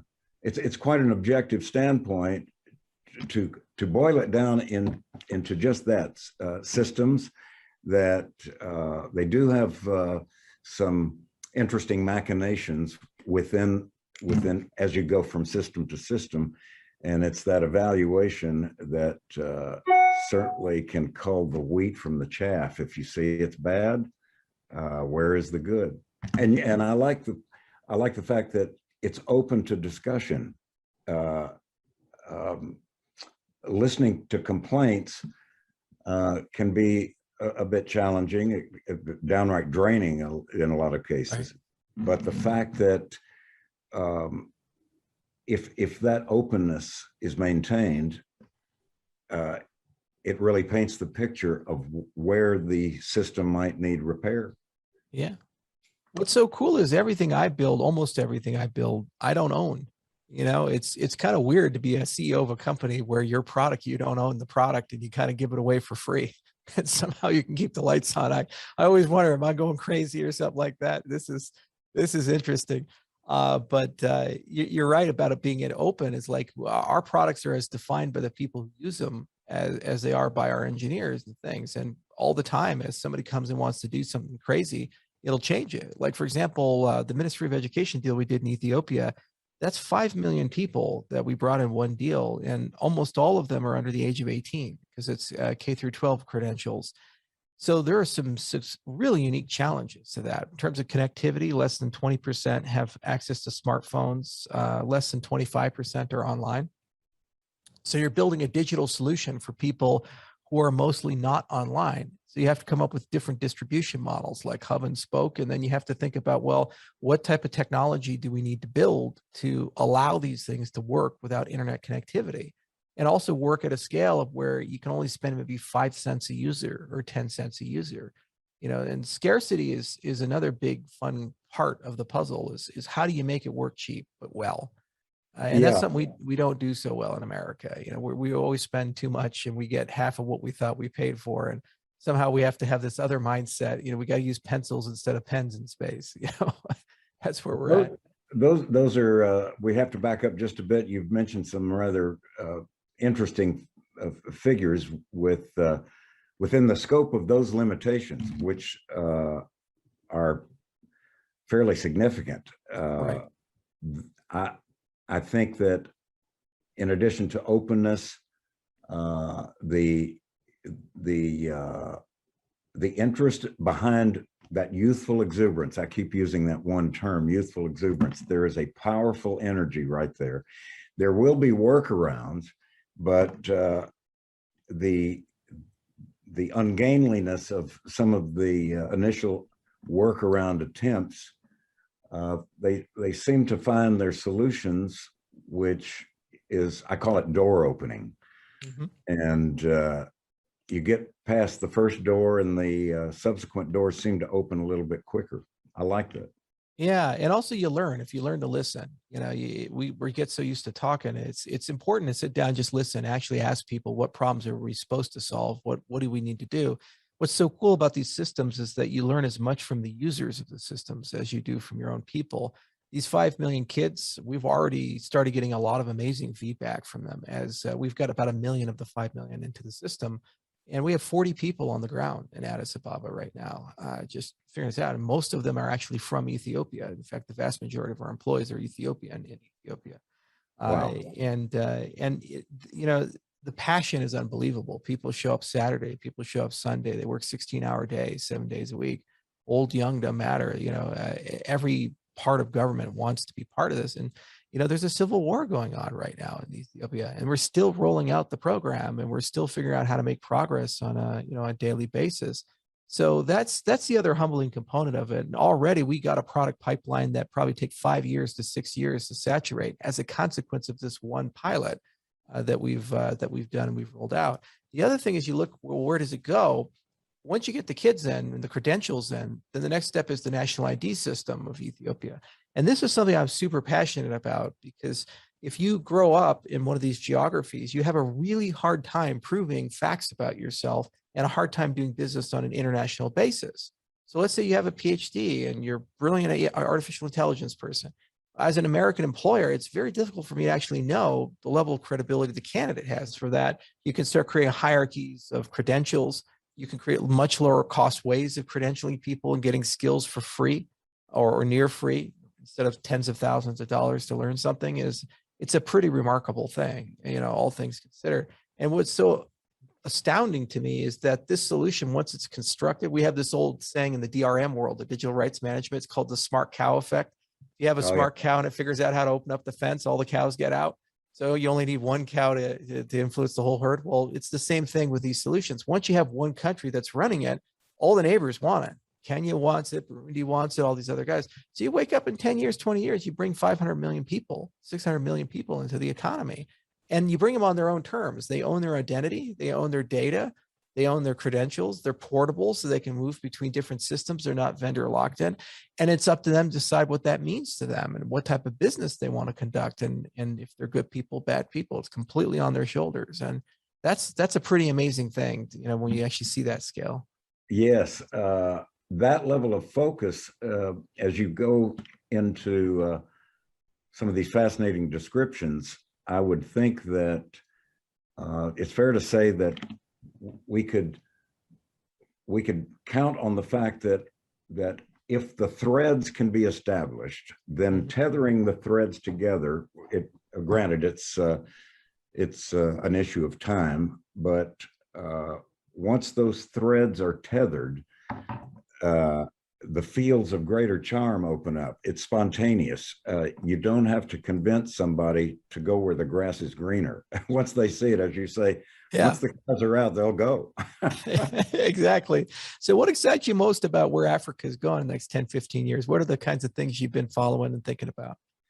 I got into a bit of brief discussion through the Cardano meeting yesterday.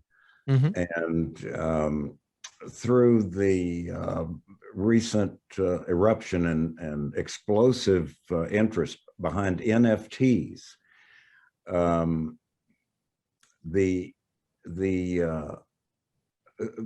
brainchild that I was working with our friend Matt Sorum, Mike Fiorentino, and the spiritual level of opening that up.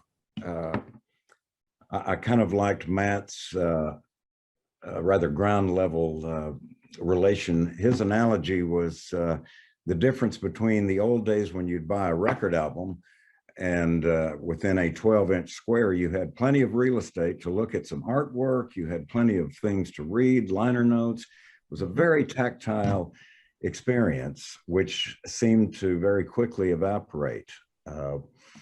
When the genie was out of the bottle, no one really knew which direction it was going.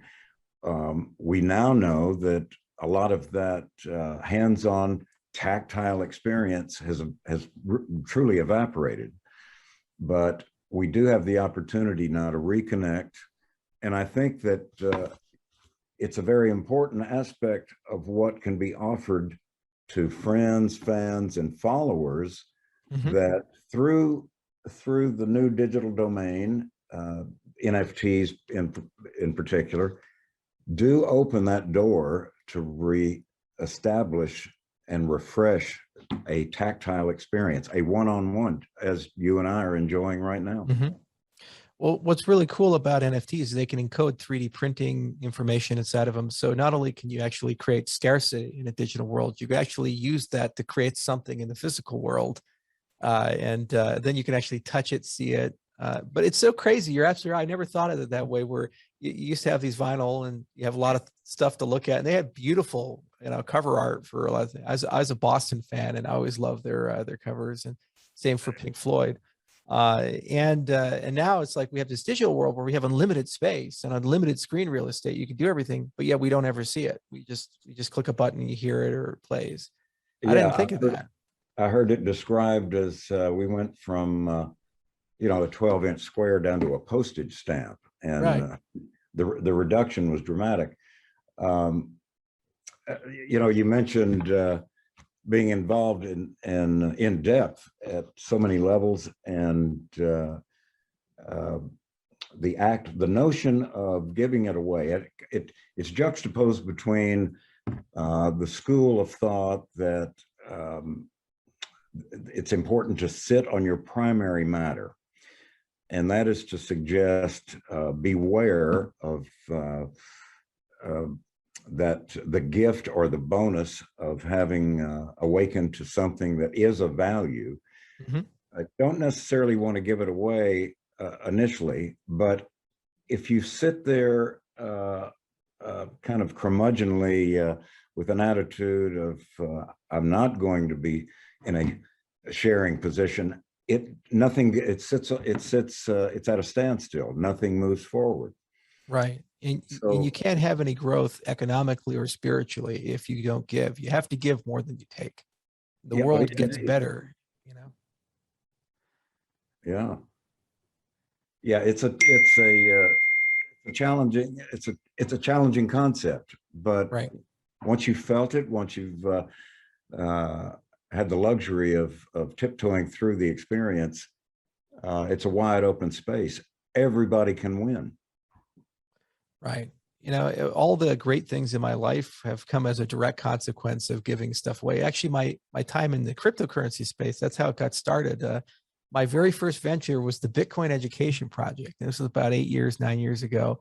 And I gave away a free class. And my dad said, well, what the hell are you doing? You're not going to make any money if you give it away for free. I said, oh, don't worry about it. It's all just going to work out.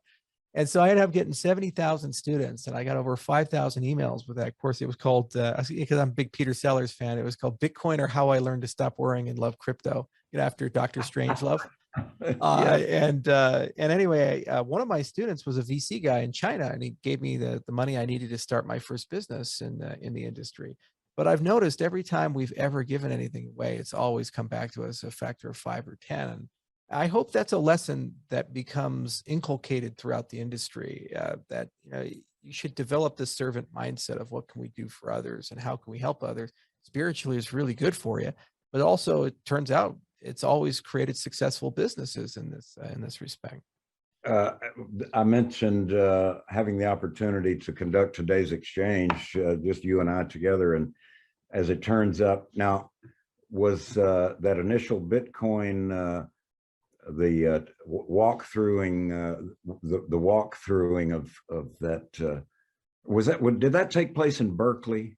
No, I did. I record all the lectures here in Colorado, and I put it up for free on a website called Udemy, which is still around, and I think they've been syndicated on YouTube and a couple other platforms. But I gave away the intellectual property, so I released it all as a Creative Commons licensed course, and they got replayed probably millions of times throughout the years. Your good work has spread far and wide. It's pretty cool.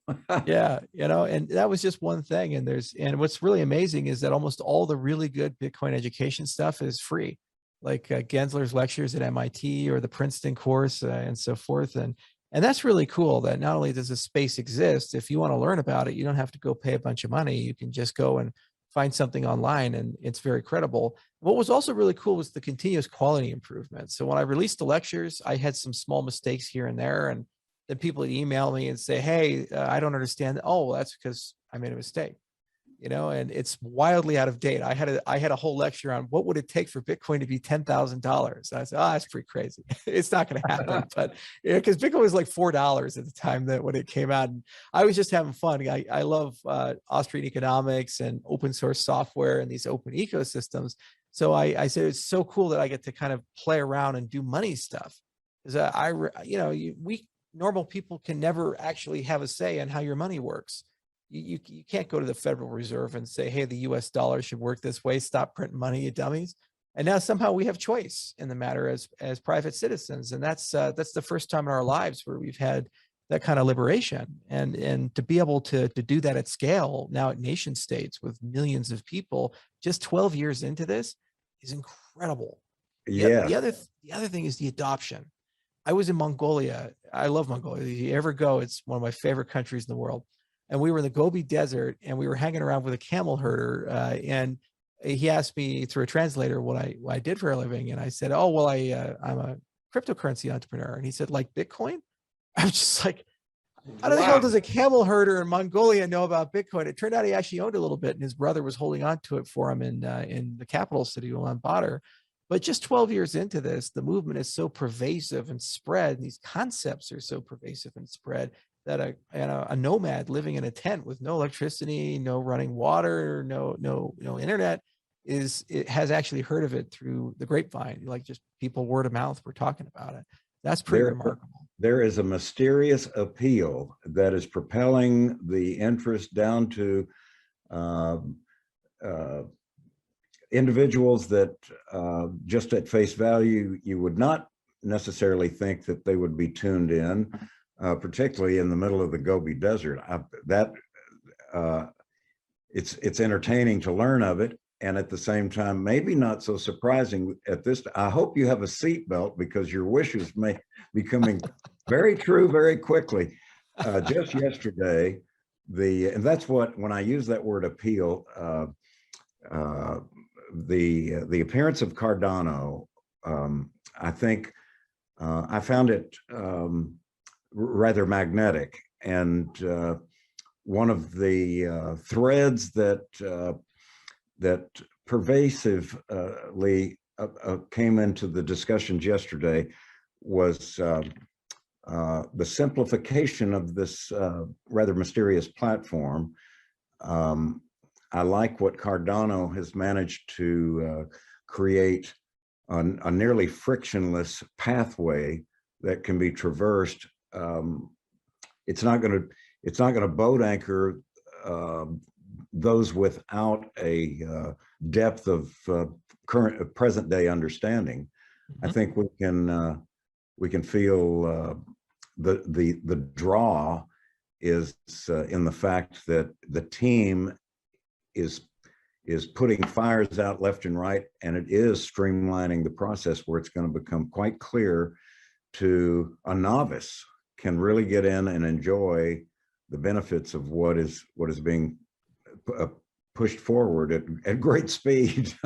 Yeah, absolutely. I mean, just the Diged paper is a great example of that, where, a lot of people say, well, I'd hold crypto, but the problem is the volatility. The price goes way up, it goes way down. It makes it difficult for a merchant to adopt that. So what do you do about it? Well, you can create instruments that are actually value stable. So they kind of get pegged to the dollar, or they can be pegged to a more inflation resistant basket. And that can run on top of a platform like Cardano and be collateralized by ADA. So we said, well, why don't we just design one? So from the initial conversation to the actual paper to the implementation has only been a matter of 6 months. And we're getting to a point where we're actually getting ready to run experiments. And these experiments probably can be done at scale.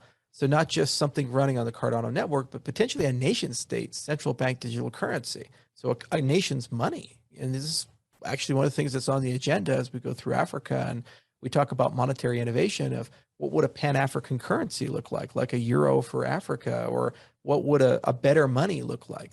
And what's really cool is it's programmable. So once you have that, then you can start adding things to it. Like, for example, this idea of a sovereign wealth fund and universal basic income. I'm a quarter Norwegian, and Norway's got one of the largest sovereign wealth funds. It's $1.4 trillion. It's just a massive amount of money.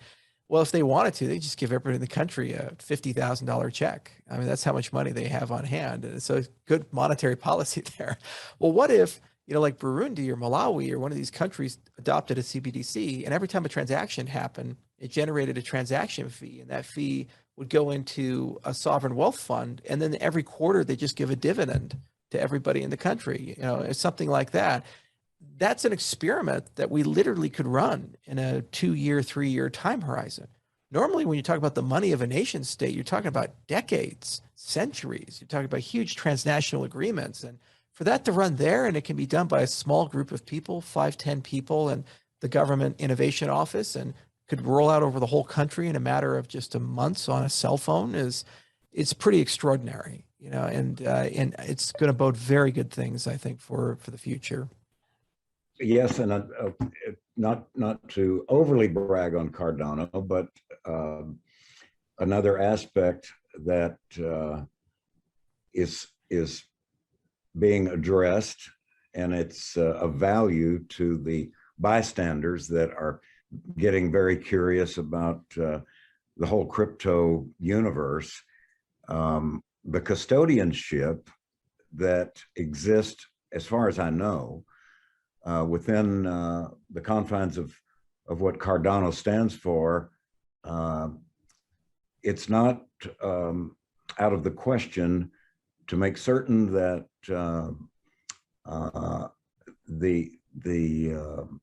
I guess I'm trying to say the spiritual nature of it all is not being ignored. The bad guys may be waiting in the wings, but they're not in the shadows. They've already been weeded out, and they're being held off.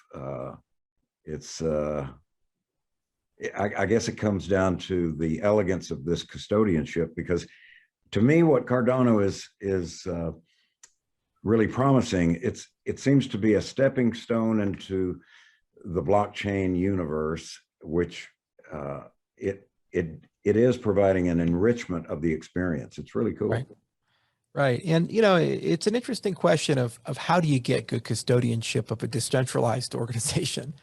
We haven't solved that problem as an industry yet. And, usually what ends up happening is, out of frustration or necessity, you find some sort of beneficent hero to come in like Washington on a white horse and save everybody, and then hope that he retires after he saves everybody. But usually they make themselves king for life. That's what human history has shown us. So the question is, when you go from a centralized to a decentralized ecosystem, how do you make sure the ecosystem can evolve, is legitimate, is effective, preserves its original intent and principles, but at the same time doesn't create a king or some small group of people that get a lot of power or can feast off the system? I think that's the hardest part of all the problems. The things like scalability and stability and, a lot of this technological stuff, every university in the world's working on it. There's a lot of engineers working on it. We have some great ones, and our competitors have great ones, and we all learn from each other.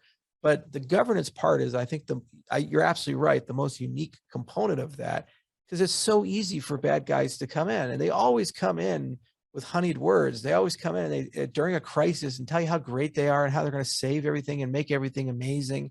And then they don't leave after you've invited them in. It's like the vampire. Once you invite it into the house, it doesn't leave, So what's so cool is when you hold a US dollar, you have no say in how that dollar works. When you hold ADA, you have a say. Everybody who holds it can vote. Everybody in it can participate in a process. And we already have about $1 billion of ADA in the Catalyst Fund, and we have great participation there. 33,000 people participated in the last voting round. We think over 50,000 will participate this way around. It's early days. It'll grow to millions over the next few years. And suddenly the people building on it, the people holding it, the people interacting with it, they have as much say as the people who invented the system. And if you've designed it the right way with the right principles, those principles can't be violated. The moment for me where Bitcoin got great as a technology and what really legitimized the ecosystem was the failure of Mt. Gox. That was our 2008 so Mt. Gox was an exchange, and the audience who don't know, and it collapsed in 2013. And at the time, it held about 20% of all the value of Bitcoin in that one exchange. So it was like the Lehman Brothers. That collapse was catastrophic. The people who maintained Bitcoin, they had personally millions of dollars of their own money on Mt. Gox. And if they let that collapse happen without a bailout, they'd lose all their money. But they chose to let it happen because they said, we need to have integrity in the system. We can't reverse transactions. Things are immutable. You can't change the monetary policy. And that to me said, this is a fundamentally different animal than any of these social systems that we create in America or Europe or other places. Because every time a crisis happens, somebody shows up and says, all right, well, I know we have principles and integrity and commandments and constitutions, but we can't let this crisis happen. We have to just, intervene, but we won't do it again after this thing. It's too big to fail. We have to take care of it. Well, once Bitcoin didn't do that and it survived and thrived, It said you can have systems exist where that is the default behavior. The thing you read on the label, it stays that way. It's always honest. It's not going to lie to you. It's not going to change. So then the question is, what type of government can you build on top of social structures that are immutable like that? And suddenly now your voting system has that same. So no one ever questions if the vote is a problem because you can check it yourself. Suddenly your money system is this way. Suddenly all the other things that you issue there, these NFTs, people can't take them from you. Once they're issued, they're yours. And no one can go 5 years later, 10 years later, grab it out of your wallet or something like that. You know, and so I'm really excited about that part. I think that's the biggest, most hidden gem. And I'm glad you brought it up about the cryptocurrency space as a whole, is this idea of like a law of physics for social contracts, for the way we treat each other, connect to each other, and also a return to integrity and a return to honesty. We don't have that in society right now. You're right on it. You've hit the nail on the head. The moral standing, which has a shiny side, up until now, was maybe not so difficult in certain instances to overshadow that shiny side. I dare say that it is becoming increasingly prohibitive, and to bring it down to just common sense, the bad guys are going to have a real tough time figuring out how to trash the system. There's too many eyes available. Which is quite appealing. We've seen that shiny side darkened, but not now. Yeah, and that's what makes it fun. And what's so cool is kids get to grow up in a world where that's the default. You know, they don't have to be cynical anymore. That's the thing that worries me the most about the way the world's going is usually no matter how bad it gets you, I say, well, the next generation is going to figure it out. Those kids they'll get together and make sure it gets done. Unfortunately, the next generation, you talk to those kids, they're like, oh, it's hopeless. The whole world's on fire. I said, well, at least Billy Joel told you that we didn't start it. Yeah. And there's a real entertaining element that overshadows anything on the negatives are already outweighed by sheer entertainment. The smile that comes into the room seems to be staying there. When you see them leaving the building with the smile still on the face, it's very encouraging. Yeah, exactly. And we can finally have institutions that can't lie to us, and we can finally have institutions that have integrity again. They deserve that. We deserve Start the clock. Start the clock now. Exactly. Well, Billy, this has been so much fun. Thank you so much for sitting down with us, spend some time, and I really enjoyed it. Indeed. Refresh my memory of your upcoming 3-week sojourn to back to Africa. You go? Is that correct? Oh, absolutely. Yeah. So I'm taking 2 weeks off after the summit's over, and I haven't had a vacation in a few years, and I think I'm just going to collapse and die. I used to have a lot more hair. Yeah. Well, if you go this little African hat, yeah, exactly. And so I'm going to South Africa to start. We'll be in Cape Town with Ramaphosa's family, and then after that we move up to Burundi and Malawi, and then Zanzibar. And then Zanzibar is really cool because we have a partner there called World Mobile. And they just finished a $40 million round. So they're very well funded. And they're kind of creating like a micro ISP model where there's community ownership of the internet service provider. And then what you can do is have small businesses create internet for their communities and kind of franchise it and make profit from that. So we've been working very closely with them for about 3 years. And now they finally have the resources to actually run very significant pilots in the country of Zanzibar. And they'll be able to probably give hundreds of thousands of people internet before the end of 2022. And if that model works, we can franchise it across the entire continent of Africa and help get as many people online. Then we'll go up north to Ethiopia. We're meeting with the prime minister and a few other people. And we'll talk about everything from sovereign bonds to for hydroelectric power to digital identity. And then Kenya is probably the one I'm most looking forward to because I get to see the wildebeest migration. So there's 1.3 million of them running around, and that's going to be a chance of a lifetime. But then the other thing is the microfinance portfolio. So we have a partner there called Possessia, and we're doing $150,000 pilot with them for small business loans and individual loans. And then once we do that legacy pilot, we're going to do a Cardano-based pilot, and then we're going to compare the non-performing loan rate of the legacy system to the blockchain-based system and see which one would outperform which. And then up to Egypt, and that's just opening the marketplace. Plus, go hang around the pyramids and all the others. It's my birthday then, so I figured it'd be fun to get a little bit of fun before I go on home. You got to make another one. Well, this has been time well spent. I look forward to maintaining our relationship as the bulldozer is crushing through and making way for these really exciting possibilities. The sun will rise. I've got that feeling, but perhaps we can sit down and swap a few tall tales. I'm sure you'll be returning with a carload.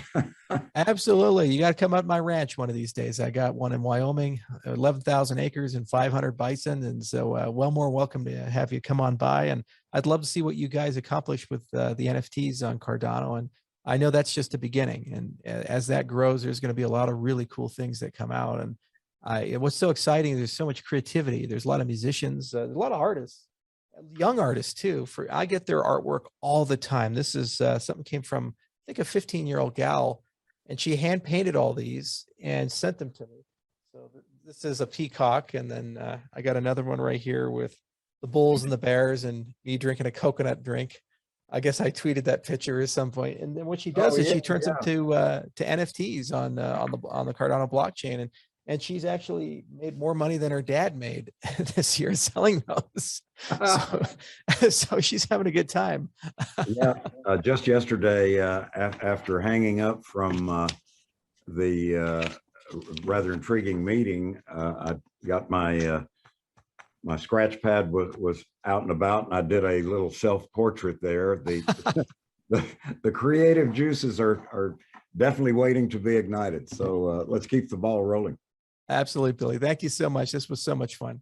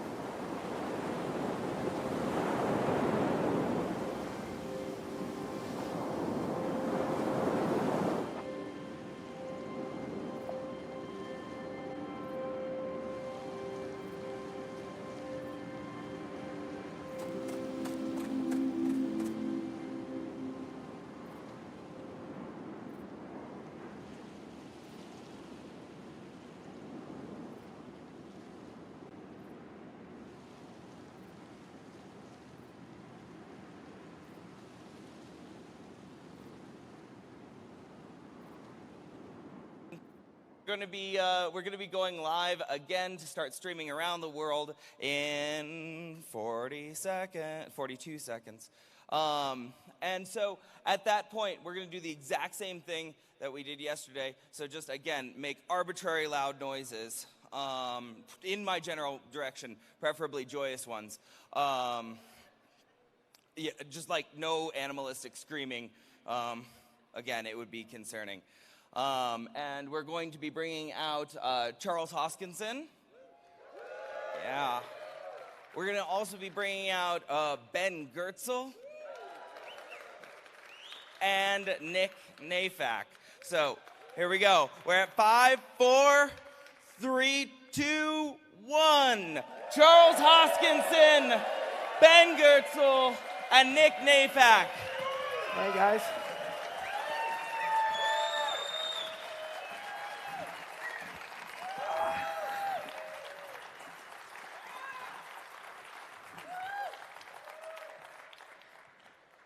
Hi, everybody. Hey. How was your night? Any hangovers? Yeah, we're having fun. So welcome to Laramie, Wyoming, those on the live stream. So you'll notice that we have some special guests. We have Ben Goertzel, we have Nick Nafak, but we have these curiosities behind us. Does anybody know the popular television show for this one? Thank you. And what about the other guy? Oh, you make me sad. That's actually Robbie the Robot, and in its time, it was the most expensive movie prop ever made. It was made in, what was it, 1950s? Yeah. So Nick's got a story, because he's actually personally connected to this particular robot. Yeah, thanks, Charles. It's an honor and privilege, and I just wanted to thank everybody for coming out here. It was been really great connecting with you all, and yeah, it is an interesting story. My grandfather actually produced this film. If you Google my name, you'll see his name come up, and it was actually one of the first films to have an electronic music score ever in the history of film. So that's pretty special. And Robbie was like one of the artifacts of the film, and my grandmother actually wrote the film. She ghost wrote a lot of the script, because back in the day in Hollywood, often couples would take over the laborious task of working on these films. And it's quite an honor to be here with Charles and Ben today, because a lot of these robots are really iconic in terms of the development of technology and history. And I ended up studying artificial intelligence myself for a bit, and it just feels like such an amazing time to be here in front of these robots, to see the evolution from Robbie to Lost in Space to another amazing robot that we're going to see and experience very soon. And these are very special times to be able to apply these kind of technologies to help advance humanity. So yeah, it's an interesting story. My grandmother was at UCLA at the time.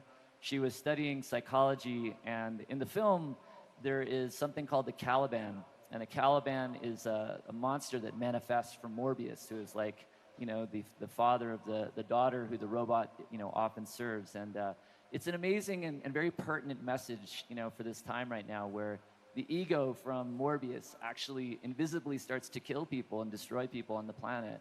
And, Robbie is actually one of the saviors of many of the people on the planet. And so it's a very pertinent message in terms of, caring about the members of this planet and, applying technology to do that. And it was one of the very early films to really showcase, robots actually helping people in that way and applying that intelligence to, kind of further advance humanity. All right, man. So, Ben, how's SingularityNet? I hear that we have smart contracts now in Cardano, so you guys got to get cooking.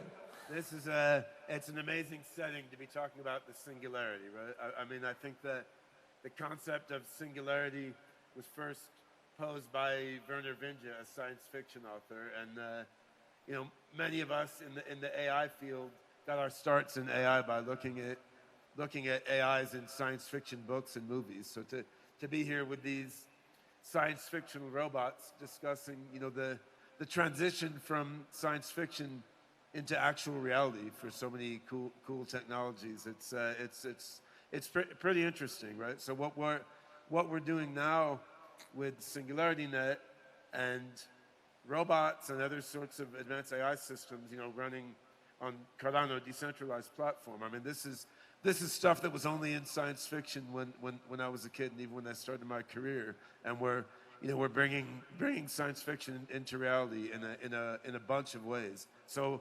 regarding SingularityNet, I mean, as you know, we're right in the middle of actually executing the port of the whole SingularityNet decentralized AI platform from Ethereum, where it got its start, and moving the weight of the SingularityNet network mainly onto Cardano. So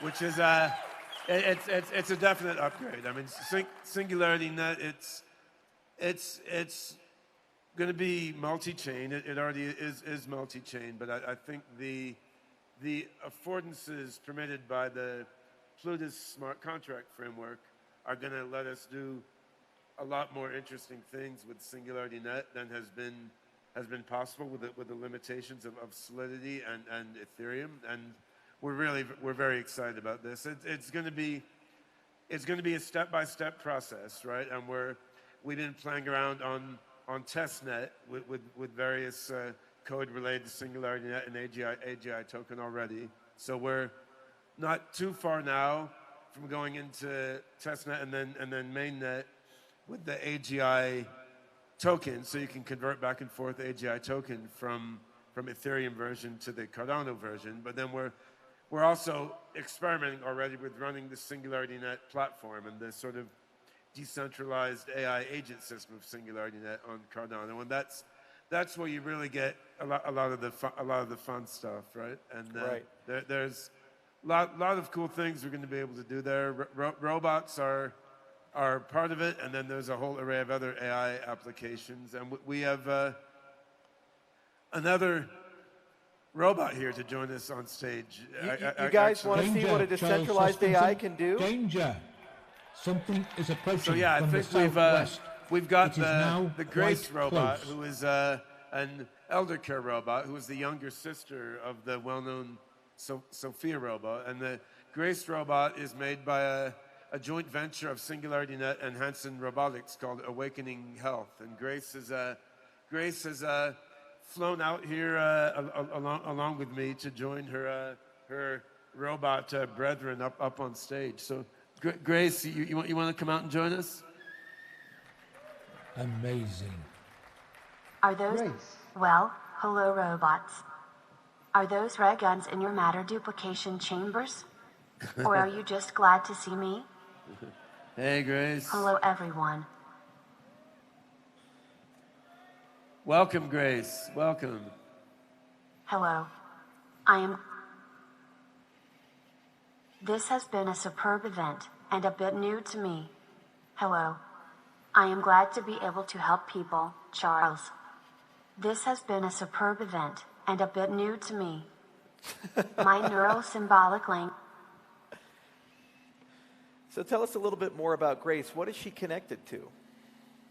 So, yeah, the hardware of Grace is made. The hardware from Grace is made by Hanson Robotics, who made the Sophia robot, and the mechanical and electrical engineering has been streamlined a bit. But we've also put a completely new AI system behind Grace relative to what we were using in Sophia. And I mean, Sophia herself had a fairly complex AI system from Hanson Robotics with some rule-based and neural aspects. But with Grace, we've gotten a little more sophisticated. So there's a number of transformer neural networks that are trained on various corpora, and then the OpenCog AI system, which is a sort of proto-AGI system that does some symbolic reasoning and generalization, is in there. There's some computer vision in there, so she can do some face recognition and emotion recognition, and even some navigation and movement. And then all of this AI can then be deployed in a decentralized way on a blockchain back end. And there's interesting intersections between AI and big data, which is where the data sovereignty capabilities of a blockchain like Cardano come into play, right? So the commercial application of Grace that Awakening Health is pursuing is elder care robotics, and more generally healthcare robotics. And in an application like that, the robot needs to do with medical records on the back end, and it needs to do with potentially confidential information that elderly folks and medical patients give her on the back end. And so dealing with this sort of data in a secure way, respecting data sovereignty and privacy, but yet allowing aspects of that data to be used to fuel the generalization and learning of the robot in the back end. I mean, this really makes use of the security of the Cardano platform and the ability of us to interoperate SingularityNet with Cardano for things like multi-party computing for secure medical data analytics and so forth. So I mean, the robot is beautiful and she's cool and she has an amazing ability to connect with people face to face. But on the back end, there's a lot of pretty cool voodoo interoperating machine learning with encryption and decentralized control and so forth. Yeah. Which is Yes, and where it really gets. SingularityNet is in the process of being ported to Cardano, which is why I'm here. That, and to watch B9 exterminate some tax collectors. Danger, Charles Hoskinson. Taxes. Danger. Danger. So it's important to understand that over the next 10, 20 years, there's going to be an enormous amount of human interaction with robots. You already have this in a certain respect when you look at Alexa and Cortana and Google Assistant and so forth. And right now, those backends are mostly centralized and controlled by a handful of multi-billion or multi-trillion-dollar companies. They own your data, they own the interactions, and anything revealed in those interactions is property of those companies. So it's imperative that we start thinking about, well, hang on a second here. How do we decentralize that? And how do we make sure that that's not controlled or owned by any one entity? And there are some guardrails and safeguards that are put there. So it's absolutely essential that the AGI space, the robotics space, and the human-computer interaction space, they find a way to merge into our industry for consumer protection at the very least. Absolutely. I mean, if the SF author Werner Vinge is right, and Ray Kurzweil, the futurist who plotted the path towards singularity in a more analytical way. I mean, if these guys are right, and I think they are, you know, we're at most decades from a technological singularity, and in that case, you know, how that singularity is managed, coordinated, and controlled becomes just as important as what are the AI technologies underlying it. So yeah, let's see what our robot friends have to say. Robbie, when do you think the singularity is coming? I'll come back to you on that. All right. Grace, what's your target date for the technological singularity? 10 years.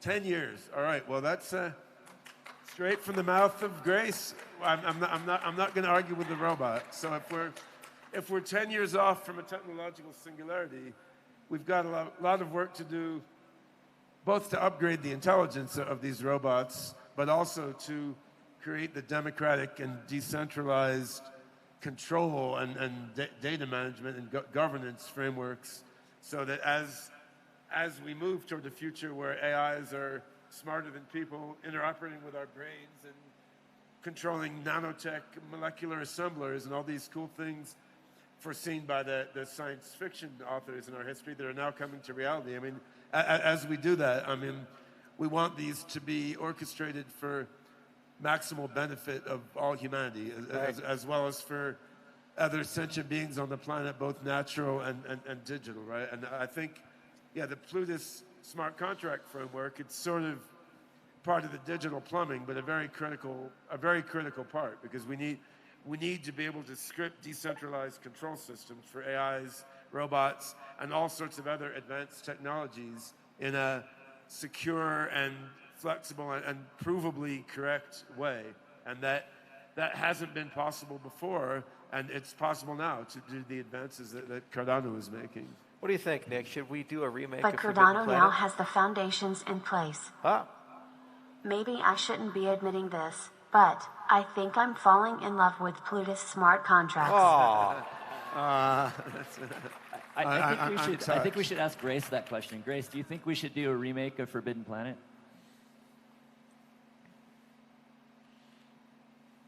Probably. Probably's good enough for me. Thanks, Grace. So yeah, we've got a host of interesting singularity initiatives coming out on Cardano, and they're all going to interoperate, right? So the Grace robot is super exciting one. There's a Rejuve medical app, which lets end users upload their medical data through their phone and your fitness tracker data, and then uses that to fuel longevity R&D to understand how to help people live longer, so more of us can live toward the singularity, and also helps fuel the knowledge of medical robots like this. There's a project called NewNet that Nick and I have been talking about, which lets processors running in all our phones, all our laptops, processors running in all these robots actually contribute their processing power to global AI networks and to the Cardano network. So there's more cool things in the works that we're planning with Singularity and Plutus that we could possibly talk about today, and they're all going to connect together, right? So I think this is a incredibly interesting time, and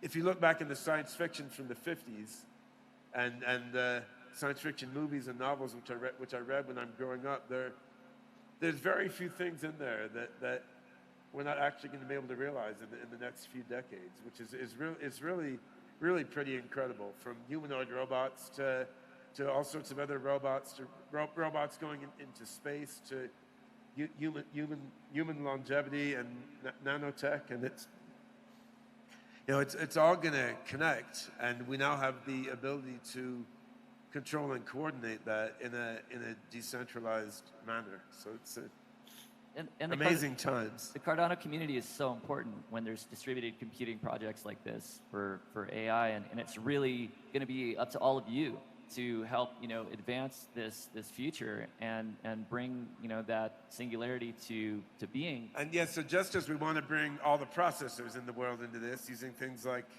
NewNet running on Cardano, we also want to bring all the people in the world into this. And so some of the initiatives we're doing in Africa are quite interesting and important. And maybe you want to say a bit about that, Charles? Yeah, actually for the last few months, Ben and I, we've been looking at a good candidate country. We've looked at Kenya, Rwanda, Ethiopia, and other places to actually hire developers, engineers, and scientists who are going to work on open source artificial general intelligence.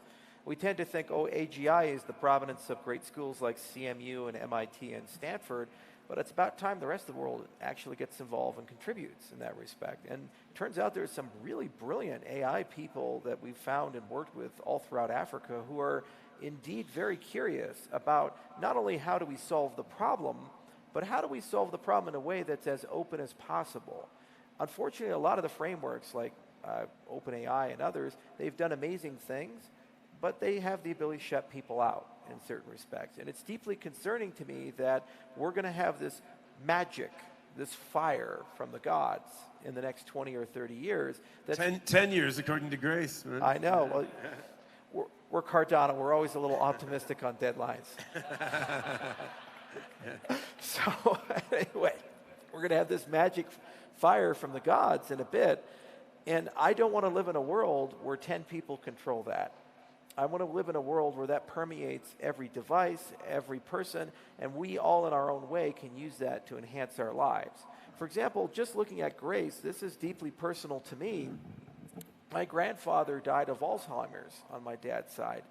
And as he was deteriorating, he had to be in a memory care center.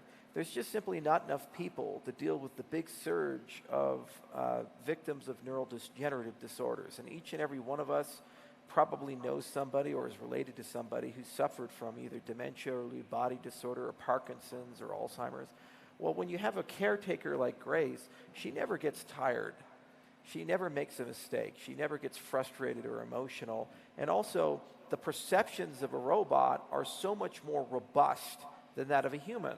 For example, recently in medical literature, they discovered a test where you can actually detect Parkinson's early in the progression just from the sound of a person's voice. A human being can't hear that, but a robot can. And then you combine it, and this is why we brought 3 robots instead of 1. They all have the same brain. They're all connected to the same back end. So we see Grace, we tend to think that's a Grace unit, and somehow she's different from all the other Graces. That's actually not true. When you have 1 million of these deployed, you have 1 million nodes.